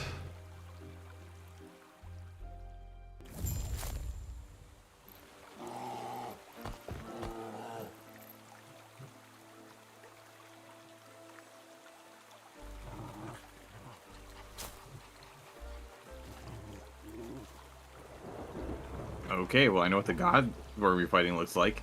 The big Cthulhu looking thing. Yep. Yep. All right, we are hitting the 3-hour mark here. You want to just hit the next warp point, hit back and bounce back to town? Sure.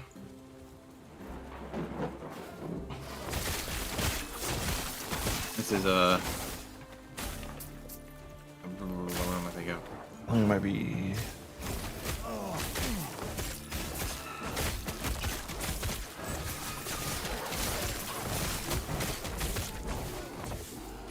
And here it is. Yep. Let's gotta clear out all these garbage, guys. That's all of them. All right. Oh, hold on. I want to zoom out on the map. Because I saw when I was looking on the map earlier, I was like, oh, we haven't even been over to this other island.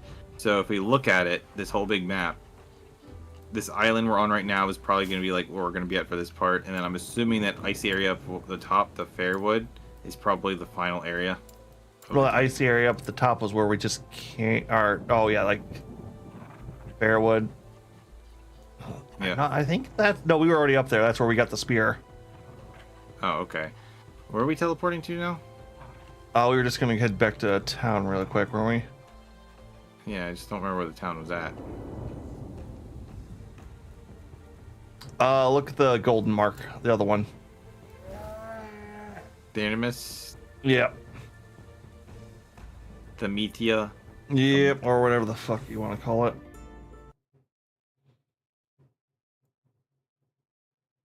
Oh, before we quit, I'm gonna upgrade my passives. I haven't checked those. Nope. All right, now I have 4 for like this, whatever the fuck this was, which is my tree. Yep.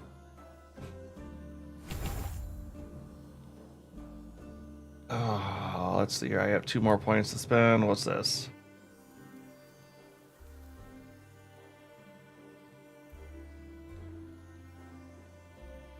No, that's Berserk. What's this? No. No, I don't. No.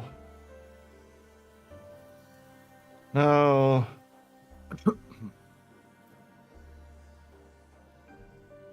Yes.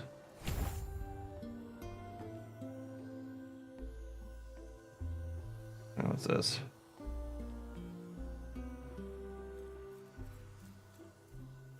Oh yeah, bleed. Yeah, no, thank you.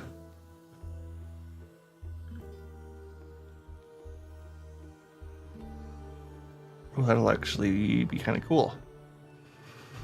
I can definitely see how, like, if you were to just sit and just grind and stuff, you can make a super powered character, you know? Yeah, it's like I said, it's like there's also like higher difficulties you can set the stuff at. Like, you can just sit there and, like, I'm assuming there's no end to how far you can max out your levels, so you just be like, I'm gonna just unlock everything. there has to be at least a cap. I don't know what it is, but all right. Let's see. Who do we have on tonight? Oh, let's see. We got Prez, Hydroxant, Plant, and Tony doing Monster Hunter.